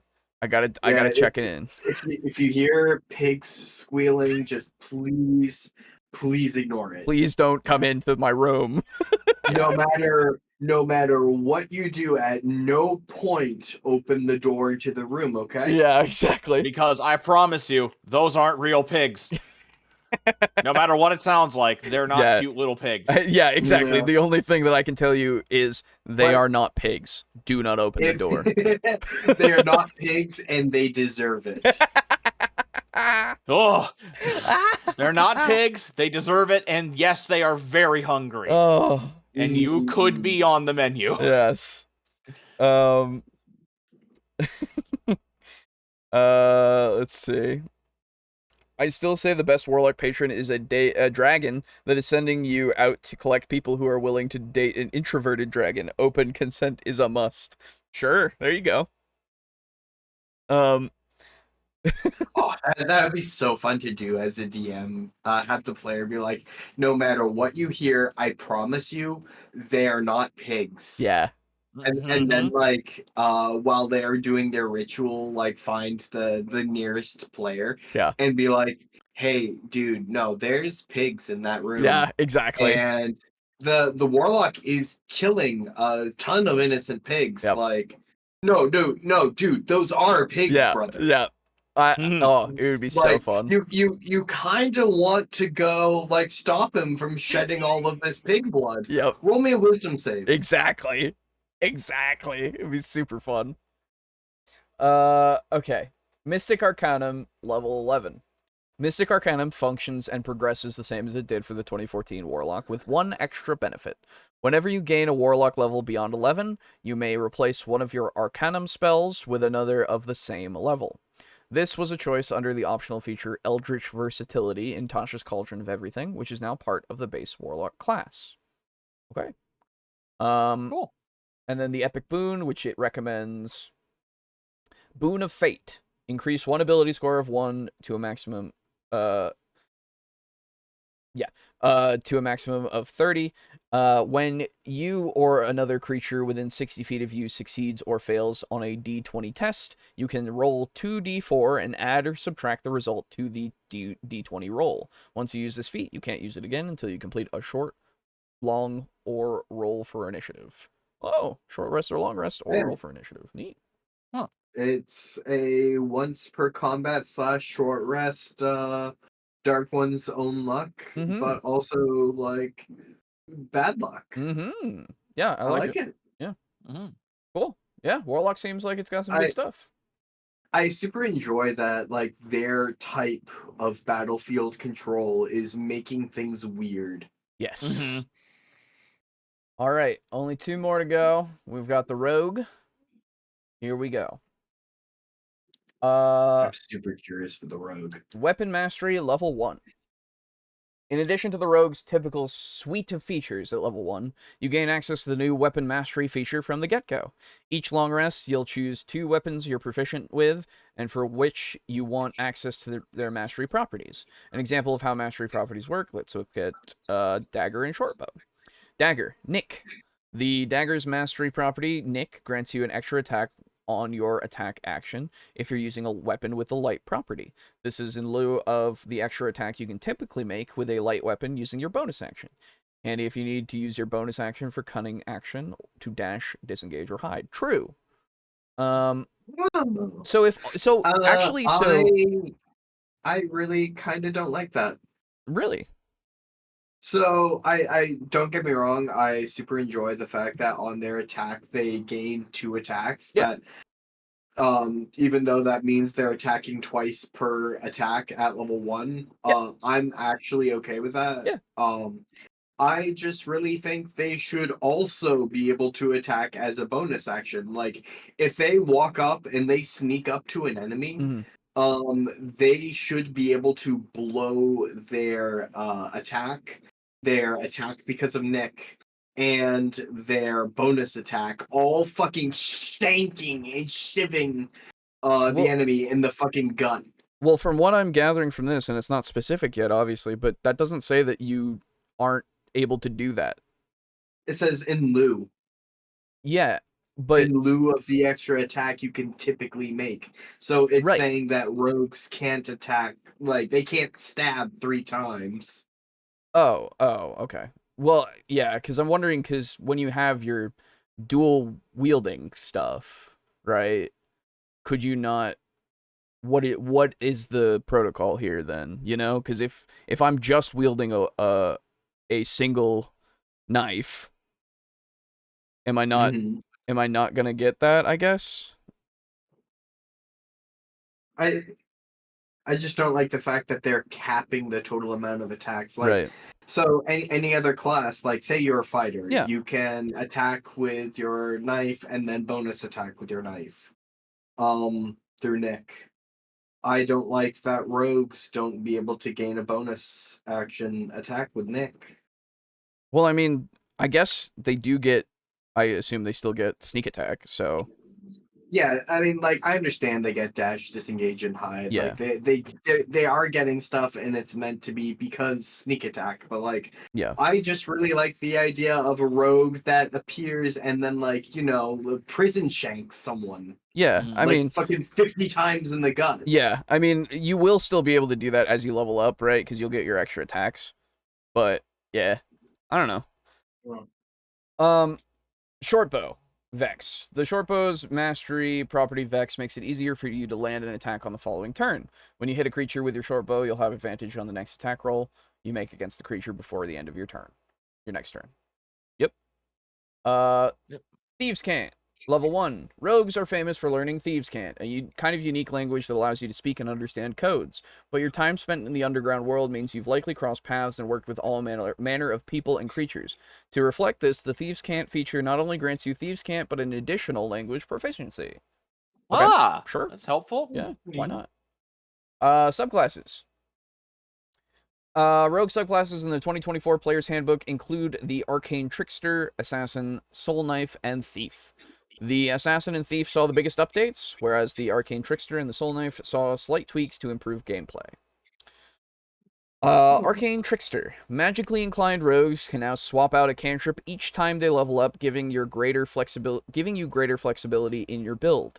Versatile Trickster has also been changed so that when you use the trip option of Cunning Strike on one enemy, you can target an additional creature within 5 feet of your mage hand. Cool, so you can trip 2 people. Nice. Assassin. You can now more easily trigger Assassinate and Death Strike, but the damage has been reduced. You're more adept at poisoning and impersonating others, and you can move after using steady aim, supporting hit and run builds. Okay. Okay. All right, yeah. I like that we're seeing more focus on poison. Yes. It seems like they're understanding that it kind of was shit and nobody used it before. Yeah, poison is no longer just spicy water. Yes. Yeah, it's not the meme anymore, Yes. seemingly. Or at least they're trying to unmeme it. Who knows if it'll remain a meme. Right, true. Soul Knife. Introduced in Tasha's Cauldron of Everything, the Soul Knife is largely unchanged. Your Psychic Blades now have a range of 60, 120 instead of 60, nothing. And they have the Vex Mastery property. Oh, nice. Ooh. Thief. I'm not liking the fact that we've only seen, 4 masteries so far? There'll probably be more in the future. Yeah. But yeah, total ones, I guess. Yeah, we've only seen, I think, 5 unique ones. Yeah, right? it's not many right now. A lot of stuff has Vex. Yep. Yes. Thief. The updated Thief can activate magic items as a bonus action and have a unique Cunning Strike option called Stealth Attack that allows you to remain hidden after attacking. Oh my! Oh my! Calm down. Quit gooning over there. Alejo, keep talking, please. Right. He's about to finish. Hurry it up. I know. I'm sorry. Use Magic Device saw the most changes. It now offers you an additional attunement slot, grants a chance to activate magic items without expending charges, and allows you to use spell scrolls no matter your class or spellcasting prowess. Whoa. Wow. As a thief? Jeez, that's cool. That's fucking cool. Okay.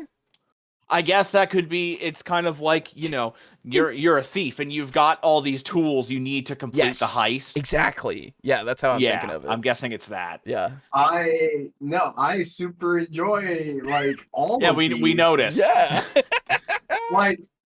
It would seem that Thief is far and away the victor, but I really liked Soul Knife and Tasha's. I really enjoyed that Assassin has more of a focus on poisoning. And Arcane Trickster was always my standby, it's my beloved. Right. But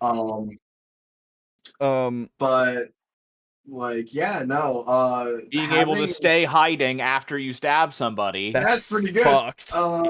But also use Magic Device as a bonus action means it's easier for me to trigger my unmovable rods. Yeah. That's right. Additional attunement slots, things that require attunement are fucking good, bro. Yes, they are. Being able to equip 4 total is fucking good. That's really good. Activate magic items without expending charges, so I can activate my wand of fireball and just not worry about it. Yeah. Mm-hmm. It's great. Oh, ooh. Yeah, it's really, really good. Okay, Steady Aim, level 3. Steady Aim was introduced in Tasha's Cauldron of Everything as an optional class feature that gives the rogue a reliable way to gain advantage to trigger sneak attack. In the 2024 Player's Handbook, it is now a standard feature of the class. Good. Always should have been. Yep. Cunning Strike, level 5. The most exciting new tool in the Rogue's kit is Cunning Strike. It offers you new ways of utilizing sneak attack to cripple enemies or just safely maneuver around the battlefield. When you deal sneak attack damage, you can choose to forego 1 or more sneak attack damage die to add a Cunning Strike effect to your attack. Ooh, I'm already excited. The DC of your Cunning Strike effect scales off of your dexterity. At level 5, you'll choose up to one of the following Cunning Strike options when you land a sneak attack. Poison, cost of 1d6. Put your Poisoner's Kit to good use. With this option, your target must succeed on a Constitution saving throw or be poisoned for 1 minute. They can repeat this save at the end of each of their turns. Trip, cost 1d6. Stick them with the pointy end and watch them fall prone. On a failed Dexterity saving throw, just make sure the target is large or smaller before choosing this option. Hilarious. Withdraw. Cost 1d6. Hit and run with the withdraw option. It lets you move up to half your speed without provoking attack opportunity attacks after attacking. Excuse me. I don't have to use my fucking cunning action. Yeah, cunning action. Disengage anymore. Yep. Oh, good. That's good. That means I can immediately rehide, which means why bother with the thief? Yes. The regular rogues have to pay a d6. Thieves don't. Gotcha. Yeah. At higher levels, you'll get additional Cunning Strike options, and you'll get to add 2 effects to a single sneak attack. I thought that was base. Okay. No. Reliable Talent. I'm really surprised. I'm really surprised there's no slow option. I would assume. I mean, I think that these are just 3 of the options so far. Yeah. I don't know. Maybe they'll add more in the future, or whatever. But we'll see. Reliable Talent, level 7. I rolled a 2, but it's a 37. Boris's spawn. Reliable Talent all but guarantees you'll be good at your choice skills, whether that's sneaking around, unlocking every door and chest, or just befriending the neighborhood cats. You'll recognize the feature from the 2014 Player's Handbook. However, where the rogue previously gained this feature at level 11, now they gain it at level 7. Fair enough. Ooh, Nice. Okay. Did they watch our campaign? We Right? befriended our cats. What the fuck? There's a lot of fucking things that I feel like they're stealing from me, and I want some royalties. Yeah, dude. The fact that you can sacrifice a damage dice to gain an extra Yeah. effect on your rolls. Yeah. Yeah. That is a whole archetype of weapons I'm building. Oh, nice. Like Nice. like right now. Nice. Nice. Okay. Improved Cunning Strike, level 11. By level 11, your swimming and sneak attack damage die. With Improved Cunning Strike, you can put them to good use by stacking each sneak attack with 2 Cunning Strike options instead of 1. That's really good. Okay. Devious Strikes at level 14. Devious Strikes expand the rogue's arsenal of Cunning Strike options with a host of nasty effects. The following are added to your list of Cunning Strike options. Daze costs 2d6. Who says a support build can't also deal damage? If your target fails a Constitution saving throw, they'll only get to move or take an action or bonus action on their next turn. Frustrating Damn. for the Dungeon Master, but fantastic for your party. Yes. Yup. Knockout cost 6d6. Bonk an enemy on the head and render them unconscious for 1 minute if they fail a Constitution saving throw. They'll repeat the saving throw at the end of each of their turns, but chances are when they wake up, you'll have already stolen whatever it is you needed and bounced. Yeah, fair. Obscure costs 3d6. Who needs to sink into the shadows when you could just blind your target?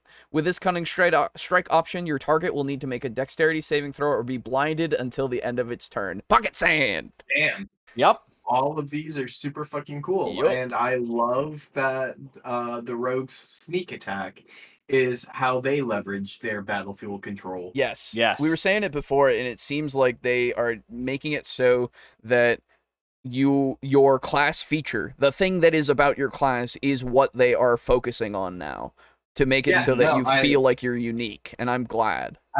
I super enjoy that. That's like part of why I make magic weapons or items for people when they turn level 6 is like, hey, feel unique. And now I this love is that just they're leading built into in, that. which is nice. And hell, I did that with you guys. I gave Alejo the ring. I gave you your everything, and then I gave Brogan his cool sword, Gene Stealer. Yeah. Blind Sense at level 14. Blind Sense is not a feature. Instead, they gain the Devious Strikes and upgrade to Slippery Mind at level 15. Slippery Mind, it has received an upgrade. Now your rogue is cunning not just in tongue, but in mind. You gain proficiency in Wisdom and Charisma saving throws instead of just Wisdom saving throws. The epic boon that they recommend is Boon of the Night Spirit. Increase 1 ability score by 1 up to a maximum of 30. While in dim light or darkness, you have resistance to all damage except psychic and radiant. And Holy fuck! And as a bonus action, you gain the invisible condition. At level 19. What the fuck? Yep, at level 19. Fair enough. Fuck it. Okay. Oh, yes. Okay. That's insane. Yep. And then Stroke of Luck at level 20. The Rogue's Capstone feature gets 2 upgrades in the 2024 Player's Handbook. You can now use Stroke of Luck on saving throws, and when you fail a d20 test, it turns your roll into a 20. This means a missed attack roll becomes a critical hit. Holy shit. Still functions with the same ability checks, and still recharges on a short or long rest. That's awesome. There you go. Seems too bad like you'll never get to use it. Nope, never ever. But it seems like Rogue's got some good shit. Yeah. Happy about that. Good for them. Paladins and rogues are reading good. Read me. I'm eating good. Yep. Okay. The 2024 Circle of the Moon Druid and changes to Wild Shape. Fair enough. So changes to Wild Shape. Wild Shape functions largely the same in 2024 Player's Handbook as it did in the 2014 version, with a few changes made to streamline and clarify usage and make it easier for 2024 druids to access the feature. Good. Okay.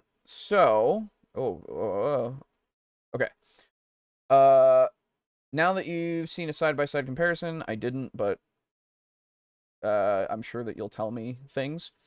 Using Wild Shape. Shifting Wild Shape into a bonus action for the 2024 Druid is a major improvement in how easy it is to access your beast forms during combat. Now your Druid in any subclass can shift into a brown bear or wolf without having to wait a turn to start swinging your claws at foes. Good. Because having You had to wait to do that in other classes? Because you had to use your action. Alejo, the side-by-side comparison is further up on the page. I know. Okay. But you had to use it as an action, and the only reason why you would really focus on being a wild shape druid would be if you were Circle of the Moon, because it gave you the ability to do it as a bonus action. Ah. Yep. Staying in wild shape. One of my personal biggest frustrations while playing a 2014 druid at higher levels is that during combat, sometimes I'd spend my turn to shift into a beast form. Then before my next turn came around in the initiative order, I'd have enough damage to push me back out of it. As a result, I'd sensibly lose a turn and expend a pretty finite resource. Yeah, you want to know why? Because everybody did that because you basically have 2 health bars. Yeah. Okay. Although your pretty finite resource is actually really fucking good at soaking up a lot of enemy aggro. Exactly. Although you no longer get a separate pool of hit points by shapeshifting, getting knocked out of beast form is harder as you retain your druid's hit points. You also get temporary hit points to act as a buffer. Sure, good. Okay. The 2024 wild shape rules really come from a place of understanding that shapeshifting into a beast is a major appeal of the druid class. Yes. By making it easier... I'd say that's the biggest appeal of it. Yeah. By making it easier to stay in beast form and allowing you to expel spend slots to replenish a usage of wild shape, and the 2024 Player's Handbook is really geared towards making you eager and excited to use this ability. Yeah, that's cool. I will agree, having your hit points be totally divorced from your druid hit points while in wild shape did feel fucking weird. Yes. Yeah. Yeah. And that's why you were focused, because it was a whole pool of like way too many hit points. Hey, Aiden, I know that you are like looking at all the notes, but if you're interested, I have a Deep Rock mission that has both jet boots and low gravity. Oh, fuck. It's up to you if you want to join.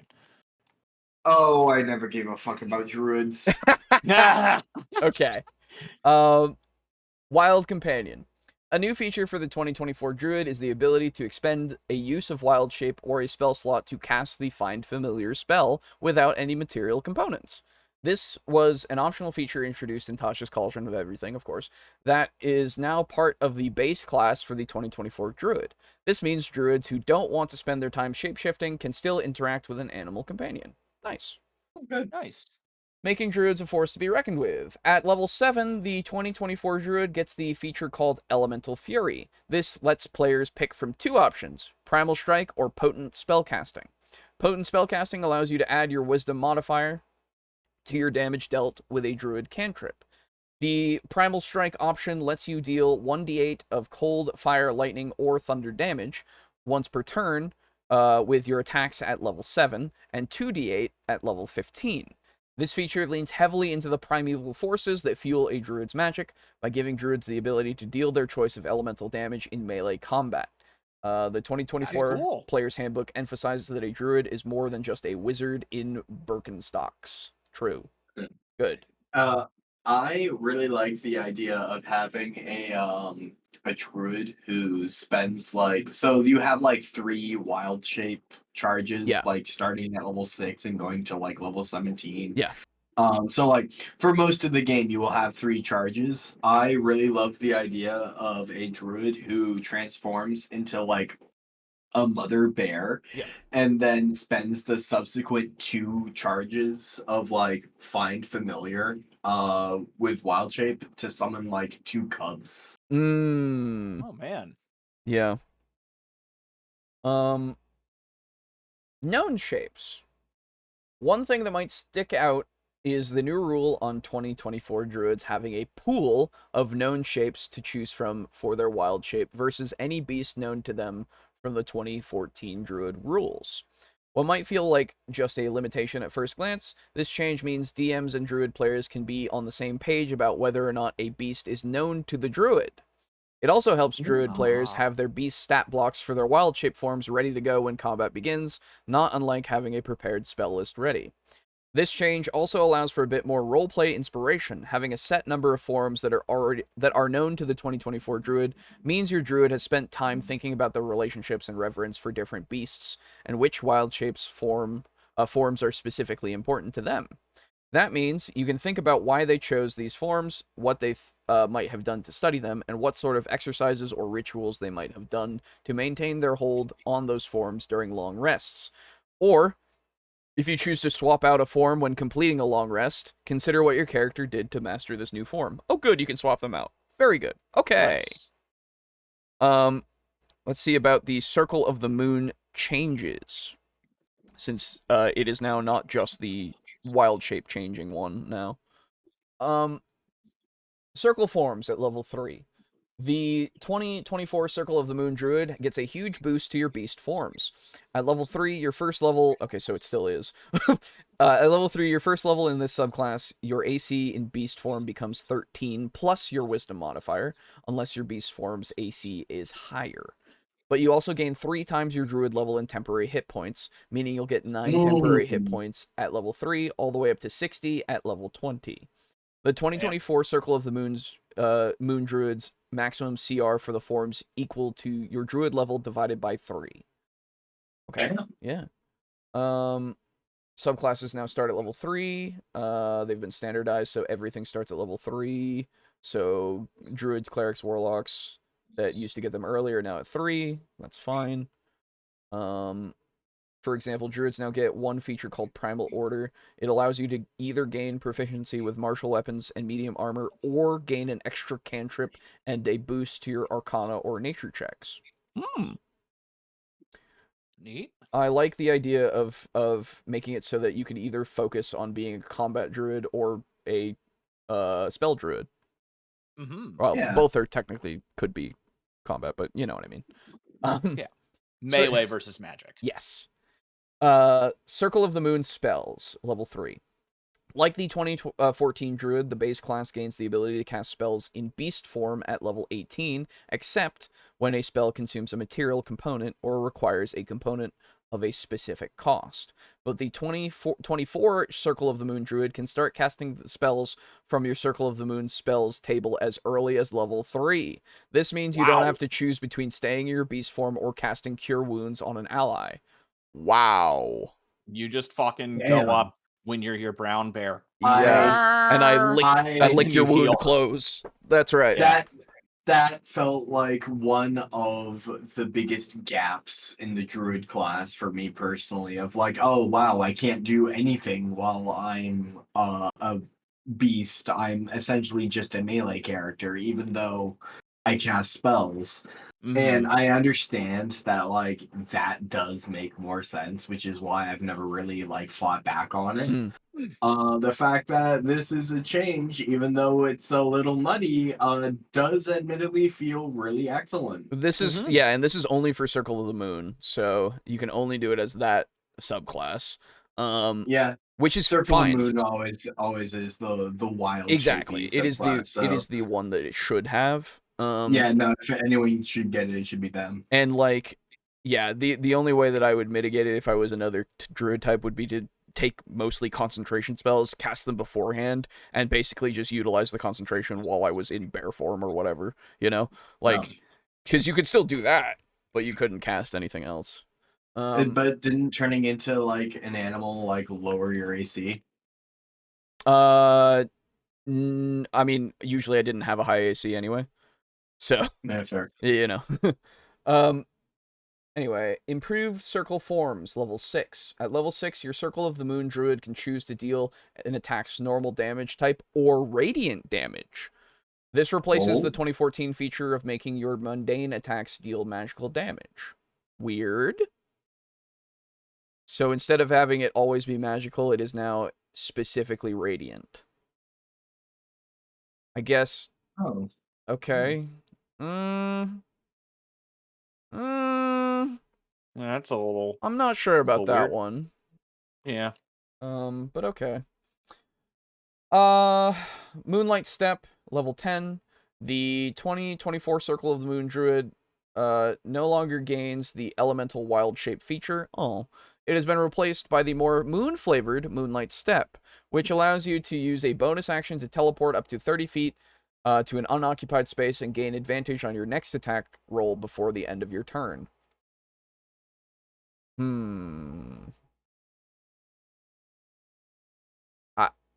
Why is that moon-flavored? Teleporting? Wasn't it Moonlight Step? Yeah, but they say? Yeah, but teleporting and getting advantage on your next attack is because of the moon? I mean, the moon is always on the other side of the Earth. It's always teleporting behind us. Except the moon's... No. I appreciate the joke. Yeah, dude. But yeah, joke. I'm being fucking serious. Of course. But yeah, so like, it just doesn't. It's weird. Yeah, no, it's a you know, little weird. like it just gives me Misty Step, and also advantage. Yeah, it just gives you Moony Step. Basically. Moony Step, exactly. Moony Step. Yeah, no, I don't know about that. All right. Yeah. Yeah, that one's a little weird. Not terrible, it's just weird. Yeah, it's just strange. And it's taking away elemental wild shape where you could become an elemental. Oh, yeah. That sucks. I'm not sure why you would do that, but okay. I don't think, Is that going into a different subclass, maybe? I don't know. This is the only thing we've got for Druid, so I have no idea. Here's hoping, because that way you could do like an elementalist subclass. Yeah, because it or just like felt... Druid of the Circle of the Plains or something. There was a Circle of the Plains and stuff, so like I don't know. Yeah, maybe it will get transported, but here's hoping. Lunar Form at level 14. The Lunar Form feature at level 14 replaces the 1,000 Forms feature of the 2014 Circle of the Moon Druid. I don't even remember what that one was. With Lunar Form, because it was level 14 and I never saw it. With Lunar Form, once per turn, you deal an additional 2d10 radiant damage to a target you hit with a Wild Shape Form's attack. This means, at level 15, on a hit, you would deal your base damage plus 2d10 radiant damage plus the 2d8 damage of your choice if you picked Primal Strikes as your Elemental Fury. So note to self... Yeah, okay, I don't need to read that part, because that's a stupid comment. Okay. It's... So, like, radiant damage makes at least sense in the sense of, like, cosmic shit to a degree. Yeah, it's moonlight. Right? Yeah. Because it's the reflection of sunlight, so that's fine. I'm glad that I get more damage in my wild shape. You make it so that I am more effective as a big bear. Cool. Mm-hmm. Yeah, I mean, it's fine for changes, I guess. Yeah, that's fine. Yeah.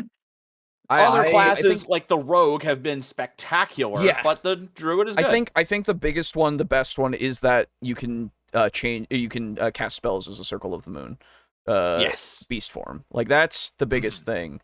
But the rest of it, like, making it so that every circle can now use the wild shape as a bonus action, that's also huge. Yeah, that's enormous. But yeah, I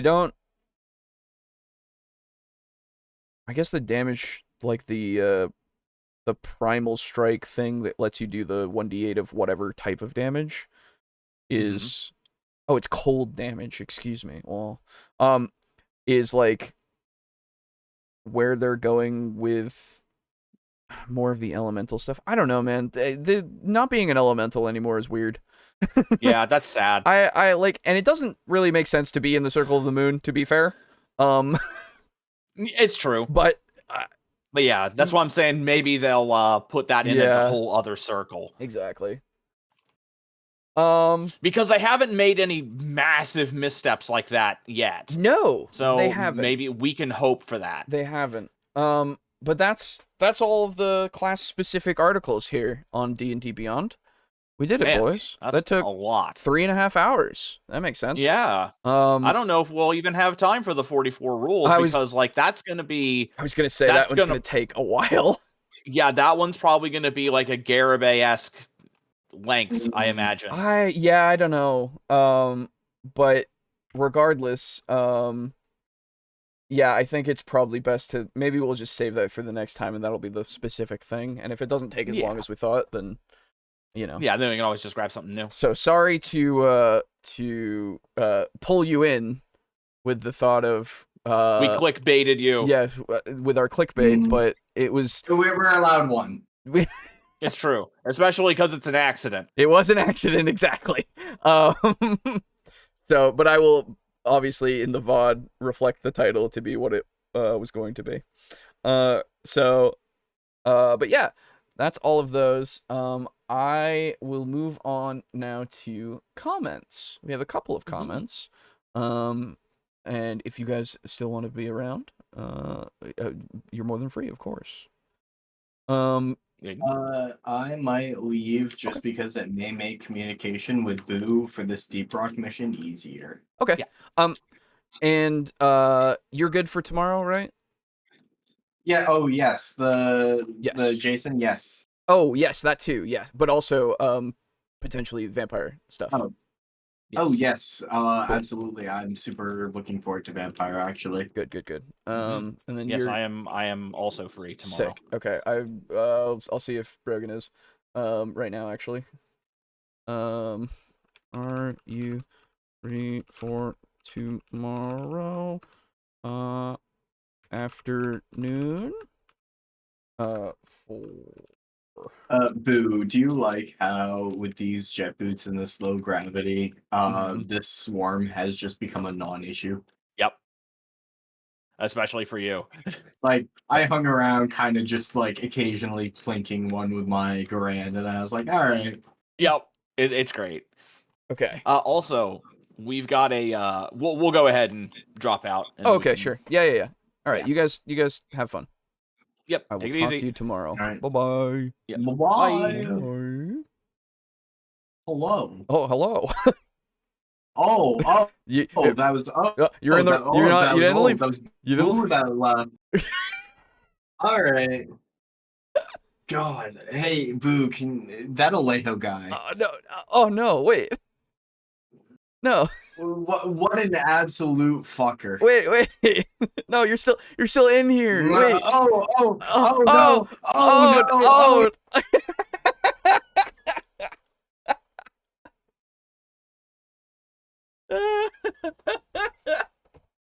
I love those guys. Okay. Why does the blue-haired dude look so hot? He did. He was pretty hot. Befriending the cat sounds like me. Good. When Targasis changes into a weasel in a wild shape. Oh yeah. So well, that's actually good that they changed it so that you're always going to have a good AC no matter what. Because it used to be it was just replaced with whatever you were. You know. Darn it! I was scattered with the druid part. I'm sorry, Verity. I might still go ahead with based or cringed on the 44 DM rules ahead of time. Plus, side to that is I'll be able to react to them without being influenced. True. There you go. Okay. Let us do these comments. So. Okay.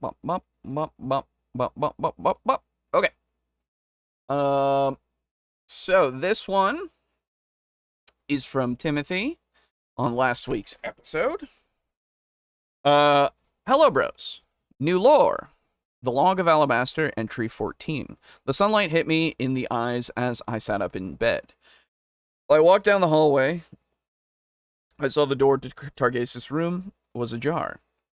Looking inside, the third chair was still asleep. I was a bit of a shock. It was a bit of shock seeing my great-great-grandfather look his true age. Excuse me, I'm taking a drink. His long, snow white hair catching the beams of sunlight through the window. Since we both had work to get done, I knocked on the doorframe to wake him. Upon doing so, his eyes flew open, and his hair quickly changed from white to brown. In a brief moment, he looked closer to my age, if not a little younger. Leroy, polymorph, I said under my breath. Targasis, I didn't oversleep, did I? Leroy, not at all. I just thought you would like a wake-up call. How thoughtful of you. I almost don't want to get out of bed with this tournament going on. So much noise. I see what you mean. Try sitting next to a loud tabaxi that, try sitting next to a loud tabaxi. That reminds me, I need to find out where Galvin and Massimo wandered off to last night. Well, best of luck with that. It looks like that Star Ruby fellow is already getting training for day 2. Pointing at Star Ruby outside, punching a redwood tree. That he is. Hey Star Ruby, go on ahead to the arena. I'm going to find the others and meet you later. Star Ruby. Right, boss.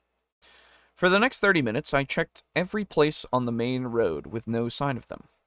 Until I stood in front of the Dracolich dungeon. Leroy. Galvin's expensive taste might bring him here. Oh, if it isn't my little brother. I turned around to see my sister Veronica. Her eyes had dark bags under them, like she didn't sleep last night. Leroy. Greetings, sister. Busy night? Veronica. You could say that, yes. To what do I owe the pleasure of running into you now? My king and I are staying here. I'm hoping to talk to him quickly and get some rest. Well, queens first. Holding the door open, standing in the main room of the tavern, it was nearly empty. A few workers cleaning here and there. Veronica. What brings you here? Taking up day drinking? Leroy. Not at the moment. Just looking for my friends. Darby, the half-dragon, ran up. Darby. Good day, my queen. Veronica. Greetings, Darby. Your father, Talathorn, sends his love. Darby's body seemed to tremble at the mention of Talathorn, looking at the floor. Veronica. Is the king still in bed? Darby. He is still asleep, but not in bed. He is in private room 5. If you don't mind waking him so we can clean that room before the rush. Veronica. I see. My brother and I will handle it.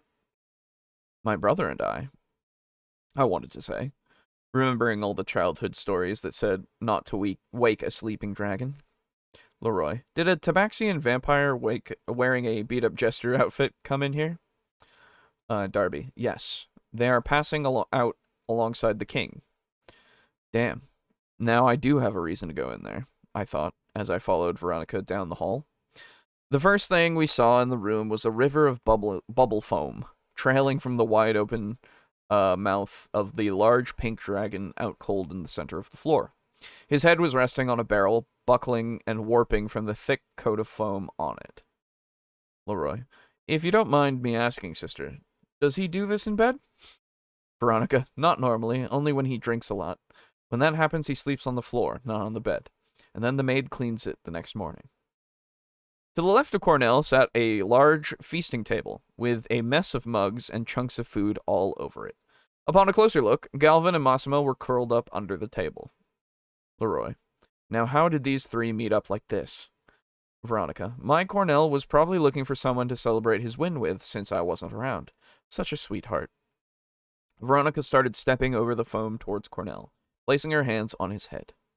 Veronica. Arise, my darling. It is time for the cleaners to do their job.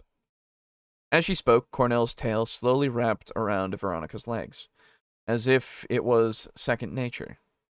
His eyes opened. Cornell. It never gets old waking up to you. Oh dear, I apologize you have to see me in this state, my queen. Veronica. Don't worry yourself. Wild parties happen after a victory. I just wish I could have shared it with you. As the two kissed, Leroy. Right. Cornell. Oh, Leroy, good to see you. Feel free to grab a drink. I think there's some ale and wine left. Leroy. Thanks, but I don't like owing people things. Cornell. Nonsense. It's all on me. Where did Galvin and Massimo run to? Cornell looking around the room. Veronica. Under the table, dear. Cornell. Oh, really? He then flipped the table, slinging food across the floor and breaking mugs. Jeez. Galvin jumped up in surprise, and Massimo cracked his neck, not fazed by the noise. Galvin. Leroy, boy, it's you. Damn, you're late to the party. Leroy, boy, I see. You should have been there. It was amazing. Cornell, you're very welcome. Oh, Cornell, you're very, very welcome. Come to my kingdom sometime. You will get an even better one. Leroy. I'm sure you will tell me all about it on the way to the arena. Let's go. As we walked out, I noticed Veronica and Cornell hang back and start talking. We kept walking and left them alone. That's all I got. Have a nice day. Thank you. Thank you for the comment, Timothy. All right. Viridi with a two-parter, hey? Here we go. Entropy. Ready to deliver your mea culpa, Viridi? Viridi, I guess there's no way around it. Chara, let's have it then. Viridi. Alright, I said in the chat that at least xenomorphs are ecologically sustainable. However, I looked on Google later and saw that they probably really are not at all. It actually sounds like they'll consume all the advanced biological life on a planet, then go into dormancy when there's no food left. There might be some plants and microbes that would survive, but overall they'll turn a fertile world into one of the most barren, probably. Just like Tyranids. Wow. Entropy. And a goddess of nature should know that kind of thing. Chara, you shouldn't have spread such dangerous misinformation, Viridi. Viridi, I'm sorry. Chara, do better, Viridi. Entropy. What would have happened if xenomorphs had landed on Earth and people didn't know to immediately destroy them all before they spread? Oh, Chara. Yeah, Viridi. Xenomorphs are a highly intelligent species of omnivores, with a complex social structure and instinctive behaviors that make them a global threat to all life. If they appear on a planet, they have to be wiped out completely with extreme prejudice before it's too late. Viridi, you're right, Chara. All xenomorphs need to be destroyed. I must look like a real idiot for thinking I didn't need to destroy all xenomorphs to protect the Earth's ecosystems from such a global threat. Xenomorphs can never be convinced to change their destructive ways, so total annihilation is the only way you can deal with xenomorphs. Entropy. As long as you know what you did wrong, we'll give you another chance, but we're going to have to file this report for your next divine evaluation. Chara, just as a fair warning, Viridi, it's already looking rocky for you after that stunt you pulled with the humans. Viridi, that's fair and reasonable, and entirely consistent. Entropy, so down to business, based or cringe GM-style edition. Chara, and don't just say they're all cringe, we all know you're into this stuff. Viridi, sure, whatever, let's go. I guess we'll just react directly to the video, so if we repeat something that was already said, that's just how it is. Chara, sounds like someone should have paid more attention in class. Viridi, well, I'm sorry. Entropy, let's get started. The first style is running D&D in a castle. Viridi, that's the most cringe thing I've ever heard of. Next. Okay, the first real style is Rules Interpreter from Entropy. Viridi, huh? Don't they all interpret rules? Entropy, it's when they stick to raw as close as they can and use the tables to roll everything up. Viridi, so do everything the way it was designed to be done? Sounds based to me. Chara, Guy said it could suffer from a lack of logic. Things are the way they are because it was rolled that way. The example he used was a village not having a locksmith because the roll said it didn't. What do you say to that, O divine speaker of opinions? You're wrong, it was a blacksmith. Anyway, I'm pretty sure. I might be wrong, but I'm pretty sure it was blacksmith. Anyway, Viridi, that just sounds like the DM's not being creative. Sure, the dice told you there's no locksmith, but there's still a reason for that in the setting. Maybe the locksmith died, or there weren't enough locks that needed smithing to keep him in business. Maybe the next town over has one, and he covers this town too. Just say anything that makes it make sense. I'm sure you can find an explanation if you try. Just make sure you remember it so you don't contradict yourself later. True. Chara, he also said it could lack a cohesive narrative, no larger story. Viridi, Chara, why don't we just assume you're voicing Guy's talking points from here on in, so you don't have to keep saying he said. Chara, okay. As long as no one thinks it's my opinion when he's saying things that are wrong. Viridi, none of us want to be wrong, but one of us has to be. Entropy, and it's sure as hell not going to be me. Chara, what about Viridi? Nope. Chara, fine. I hope you'll appreciate what I'm doing for you. Viridi, don't worry about that. We'll get you a nice big medal for it. Entropy, it will say first place at being wrong. Fine. Chara, fine, whatever. What about the story issue, Viridi? Viridi, that's just how it is. The point of that style isn't to create a planned out story, it's to give your party of adventurers something to do. Throw some adversity at them. That's the main point of the game, after all, overcoming adversity. Chara, yes, exactly. Together we eradicate the enemy and became strong. That's the true Entropy. Chara, Guy didn't say that. Stop interrupting Viridy with your nonsense. Viridy, yeah, Chara, shush. Anyway, life always throws adversity at you, and I believe that's why humans like playing games. They have an instinctive drive to overcome adversity, which allows them to survive. They want a goal, and for something to be in the way of that goal, so they can overcome it. That's what drives them. It's instinctive. Entropy. That's different from what you've said about them before. Viridy. Maybe I think about things more than I used to. That's about all there is for me to do with myself anymore. There were a lot of things I wasn't smart about, and I wish I hadn't. Chara, all right, let's move this along before it turns into Viridy's live journal again. The next statement is, rules interpreters see characters and stat blocks. Viridy, okay. I'll take your word for it, I guess. I don't know what that means. They really don't care about anything but the numbers. That's not based if it's true, but it's hard for me to even imagine that. I don't think, excuse me, I want to talk about this one anymore. Chara, right. Then the next GM style is the simulationist. Viridy, simulationist? Like people who think the universe is a simulation? Personally, I don't see how that matters. You still have your experiences and your relationships, don't you? That's real no matter what. You've overcome adversities, and through adversities you've defined who you are, and you've developed a love deeper than simple pleasures and selfish desires. That's the real point of being alive. In the deepest darkness, you learn the deepest love, unless you let resentment blind you to it. Excuse me. Need to have a drink of water. Okay. Viridy, this is a D&D video. Chara. Ah! Well, I've just closed literally everything that I needed, so that's pretty cool. Hang on.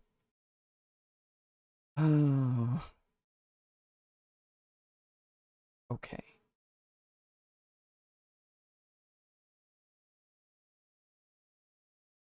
So hung up on all that love talk lately and getting further out of character every day. Viridy, you know I'm insecure about that, you jerk, and anyway, it's called growth.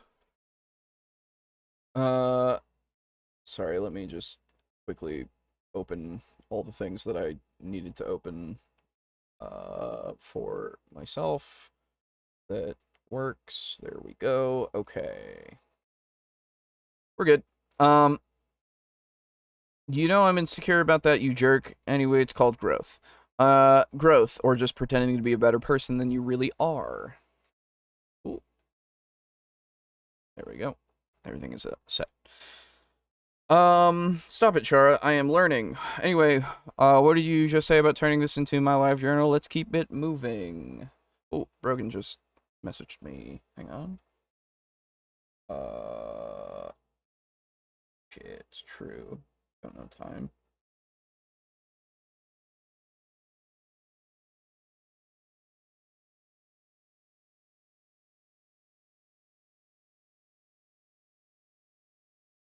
I need to make sure that I get that all set up. Okay, anyway. Fair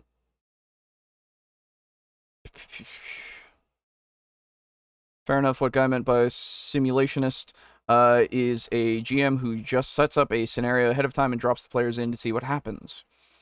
Viridy, I thought that's what the rules interpreter did.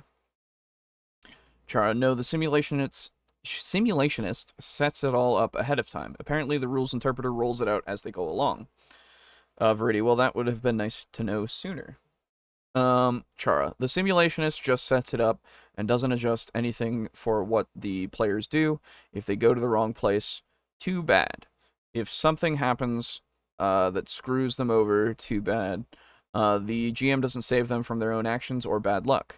Viridy, based. That's exactly how nature works. If you go hiking and get buried under a rock slide, that's just how it is. Chara, it's cold and impersonal. Viridy, what? I don't think it is. It lets you see who the characters really are when the world isn't revolving around them. It lets them really make decisions so you can see how they respond to adversity and how they handle successes and failure. It lets you know them as people and see them develop a role in the world, not just act out their role in a story. That doesn't mean the GM doesn't care about the character.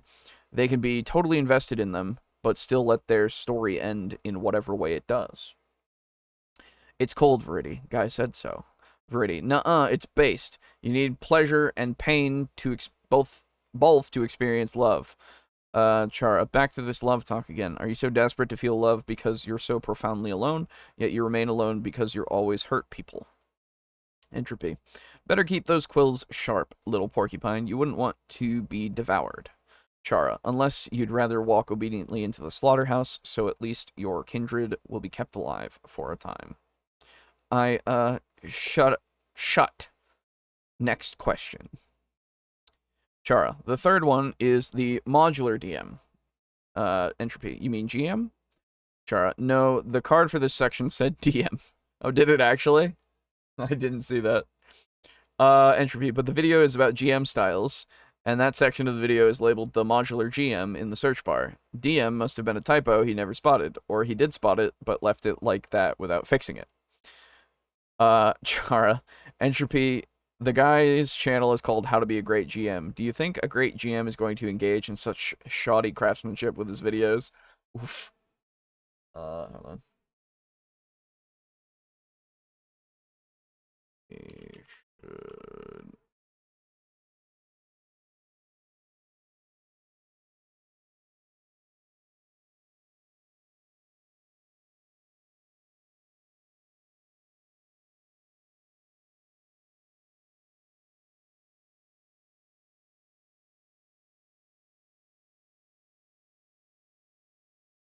Cool. Okay. Blah, blah, blah, blah, blah.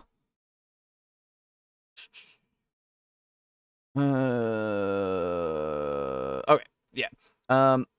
Verity, come on, just tell me what this GM style is. Entropy. Yeah, Chara, stop arguing. You're keeping the spotlight off Verity. Chara, it's the one who only uses modules and runs them straight without adjusting anything. Verity, that doesn't sound like a good idea. Are you sure that's what they do? Chara, I think that's just how Guy's defining it. By definition, that's what they do. Basically, he's talking about pure archetypes. Entropy. See, Chara, that's why we have you speaking for Guy. As the ultimate monster apologist, you're good at steelmanning people. Chara, right. Verity, I wish you would steelman me for once, since I'm the ultimate monster. Chara, yeah, well, anyway, back to the point. Archetypes. Verity, alright. If that's how we're interpreting it, I'm leaning towards cringe. Way too inflexible. I mean, some modules can accommodate more than others, but if you're going to force players to stay on a predefined path, that's basically railroading. You'd pretty much have to get the group to agree out of character to just make the story play out as written. But why do that when you have the option to add things and change things around as needed? That just seems like you're stifling yourself for the sake of being a purist. And besides, just accommodating the players, why not also just go ahead and add your own touch to things? Get inspired and color outside the lines, you know? Entropy. This is America, Verity. We color inside the lines like good little producto bots. Verity. Way too much of that being idolized. I guess it's more comfortable for some people, but I'm completely against it. Free yourselves, create, and rise above the shambling crowd. A creator wants companions. Entropy. Easy there, Verity. What's up next, Chara? Chara. I like the sound of this one. The narrator. Verity. Narrator.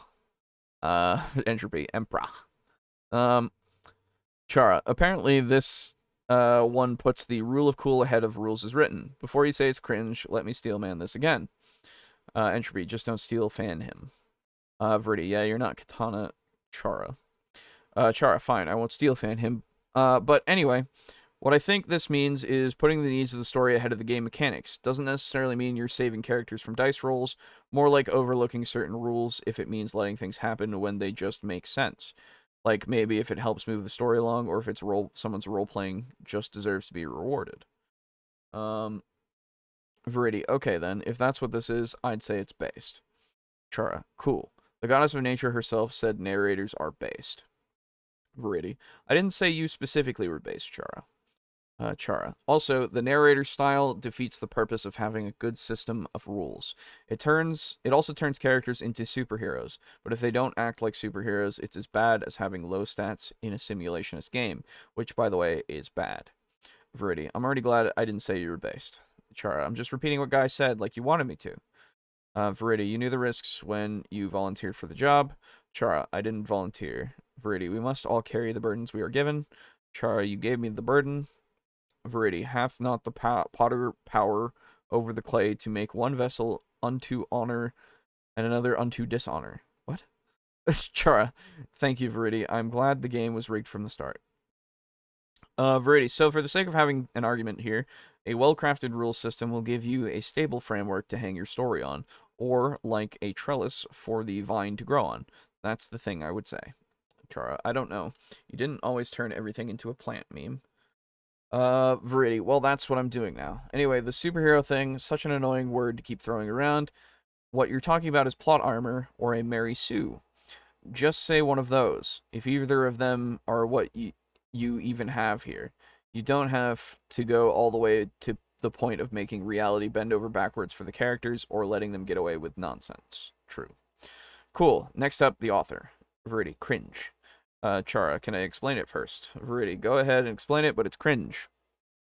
Chara, the GM railroads the players through a pre-written story that they're only tourists in because it's the GM's story, not theirs. They'll also break the rules to keep the story going, just to make sure the dice don't have any influence either. If the players try to move away from the story, the author pushes them back. Verity, do you think that would change my mind, Chara? Where's your steel man for this one? Chara, rusted away. Guy was pretty clear about what he meant on this one.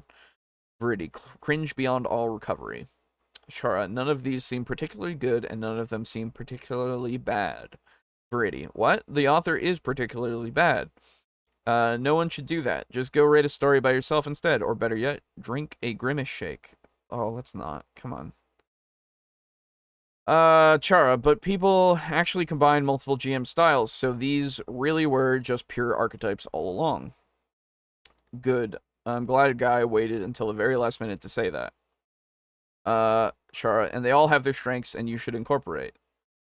That you should incorporate. Verity, do they though? That's a platitude right there. What strengths does the author have, and what good does the modular DM do beyond the fact that they use modules? You're either using a module or you're not. If you're not, what's there to incorporate? Chara, I started out as an author GM.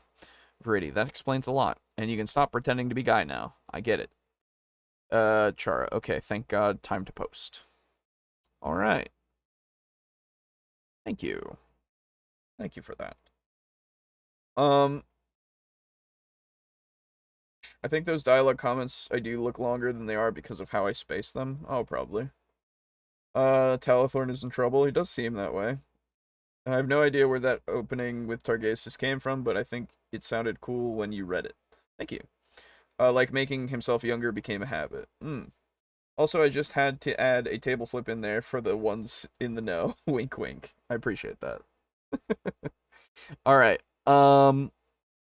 Well, that's all the comments, so thank you for those.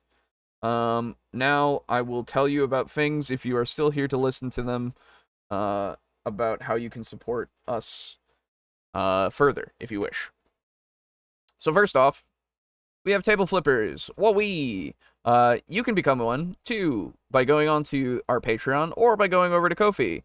I've been working on...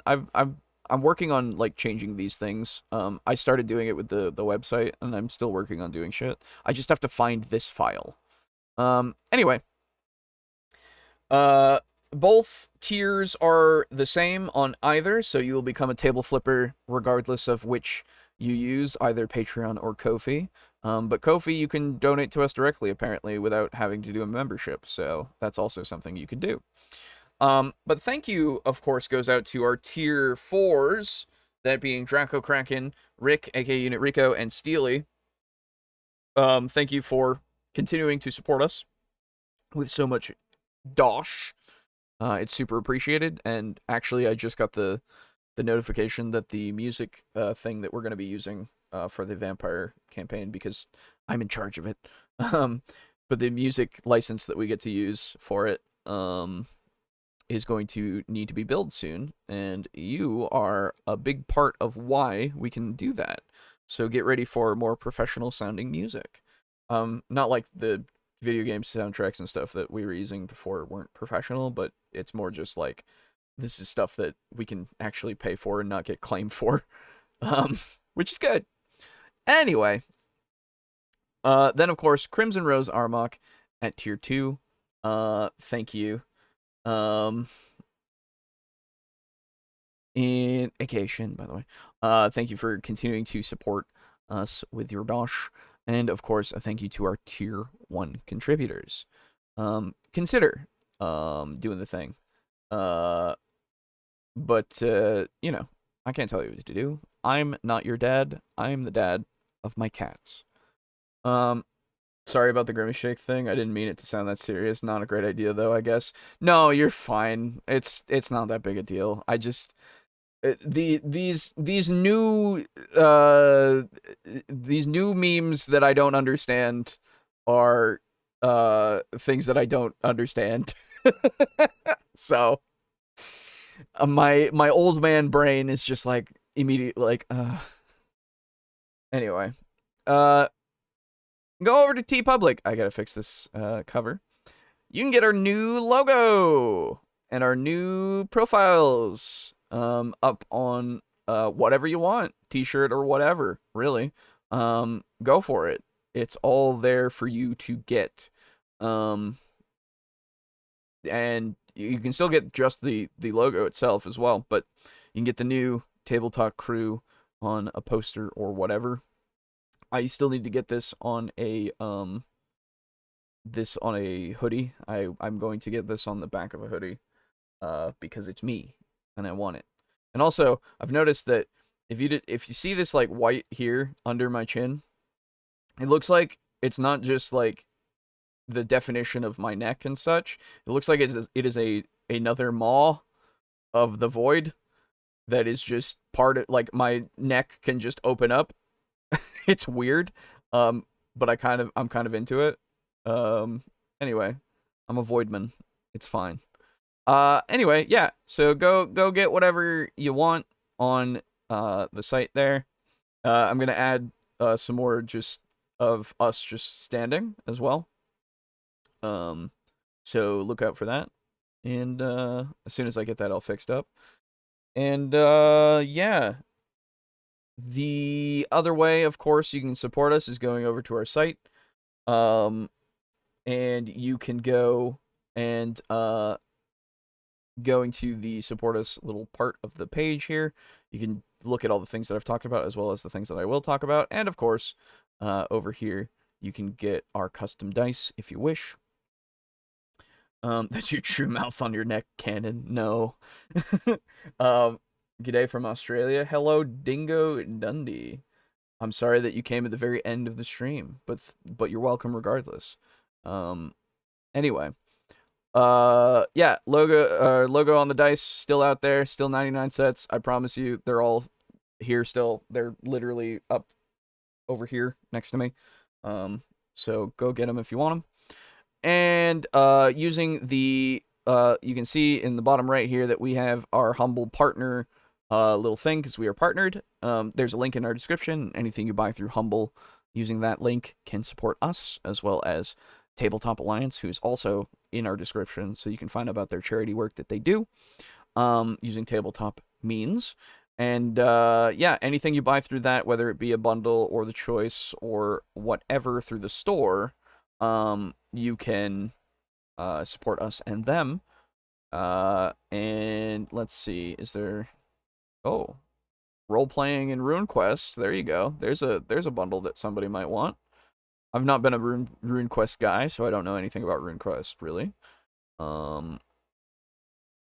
If that's a thing. No, I'm thinking of RuneScape. Never mind. I don't know what RuneQuest is. So there you go. That's a new ttrpg. So by Chaosium even. Oh. So check that out, I guess, if you wish. Doesn't look like there's any other book deals that have to do with TTRPGs, but there is that software of the Maps Maker and the Pathfinder 2e stuff for Fantasy Grounds. So look into that stuff if you have any interest in that. Otherwise, Humble is a great site. Just go look at their bundles. Go look at the site itself, the store, and the choice. It's one that I highly recommend all the time. So yeah, go check it out. Anyway, that's going to be it from me. That's going to be it from the rest of us. please, please do, if you are new and you enjoyed what we did, and you've, go watch it if you haven't, I guess, before you make your decision. But if you did like what you saw, please like the video and subscribe and send it to your grandma or whatever, who doesn't like that we're swearing all the time, but probably will understand what we've looked at. But yeah, I guess I don't know where the memes cut off generationally. Goodness, my mouth can't work.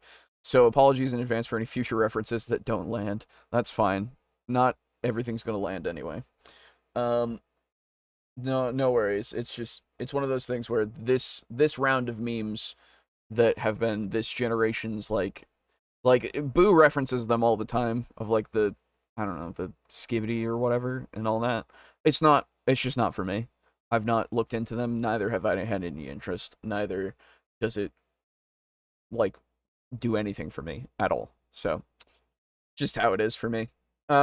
Anyway, that'll do it. Thank you for hanging out. Thank you for watching.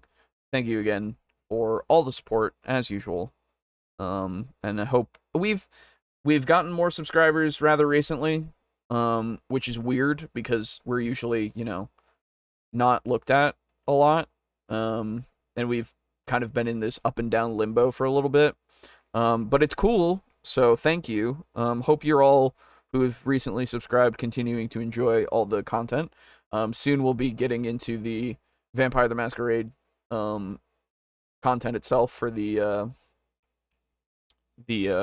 actual campaign, hopefully soon. And remember, the session 0 that we're gonna do is gonna be a Patreon exclusive, slash Ko-fi exclusive. So table flipper exclusive, really, is what it's called. So that'll be a thing, and you get access to it for as little as $1. So if you want to, even if you only look at it like one time, and then just, get rid of the subscription to the Patreon, like, do it, I guess. I don't know. It's up to you. I'm not your dad. Don't let me tell you what to do. Anyway, I've waffled enough at the end here. Thank you again, and we'll see you next week for those 44 rules, hopefully, if everybody's here. Because Aiden and Boo wanted to look into them as well. So, and I'm glad, but we'll see if everybody's here next time. And apologies again for saying that we were going to do it today, but the classes took way longer than we thought. Anyway, goodbye. Bye-bye.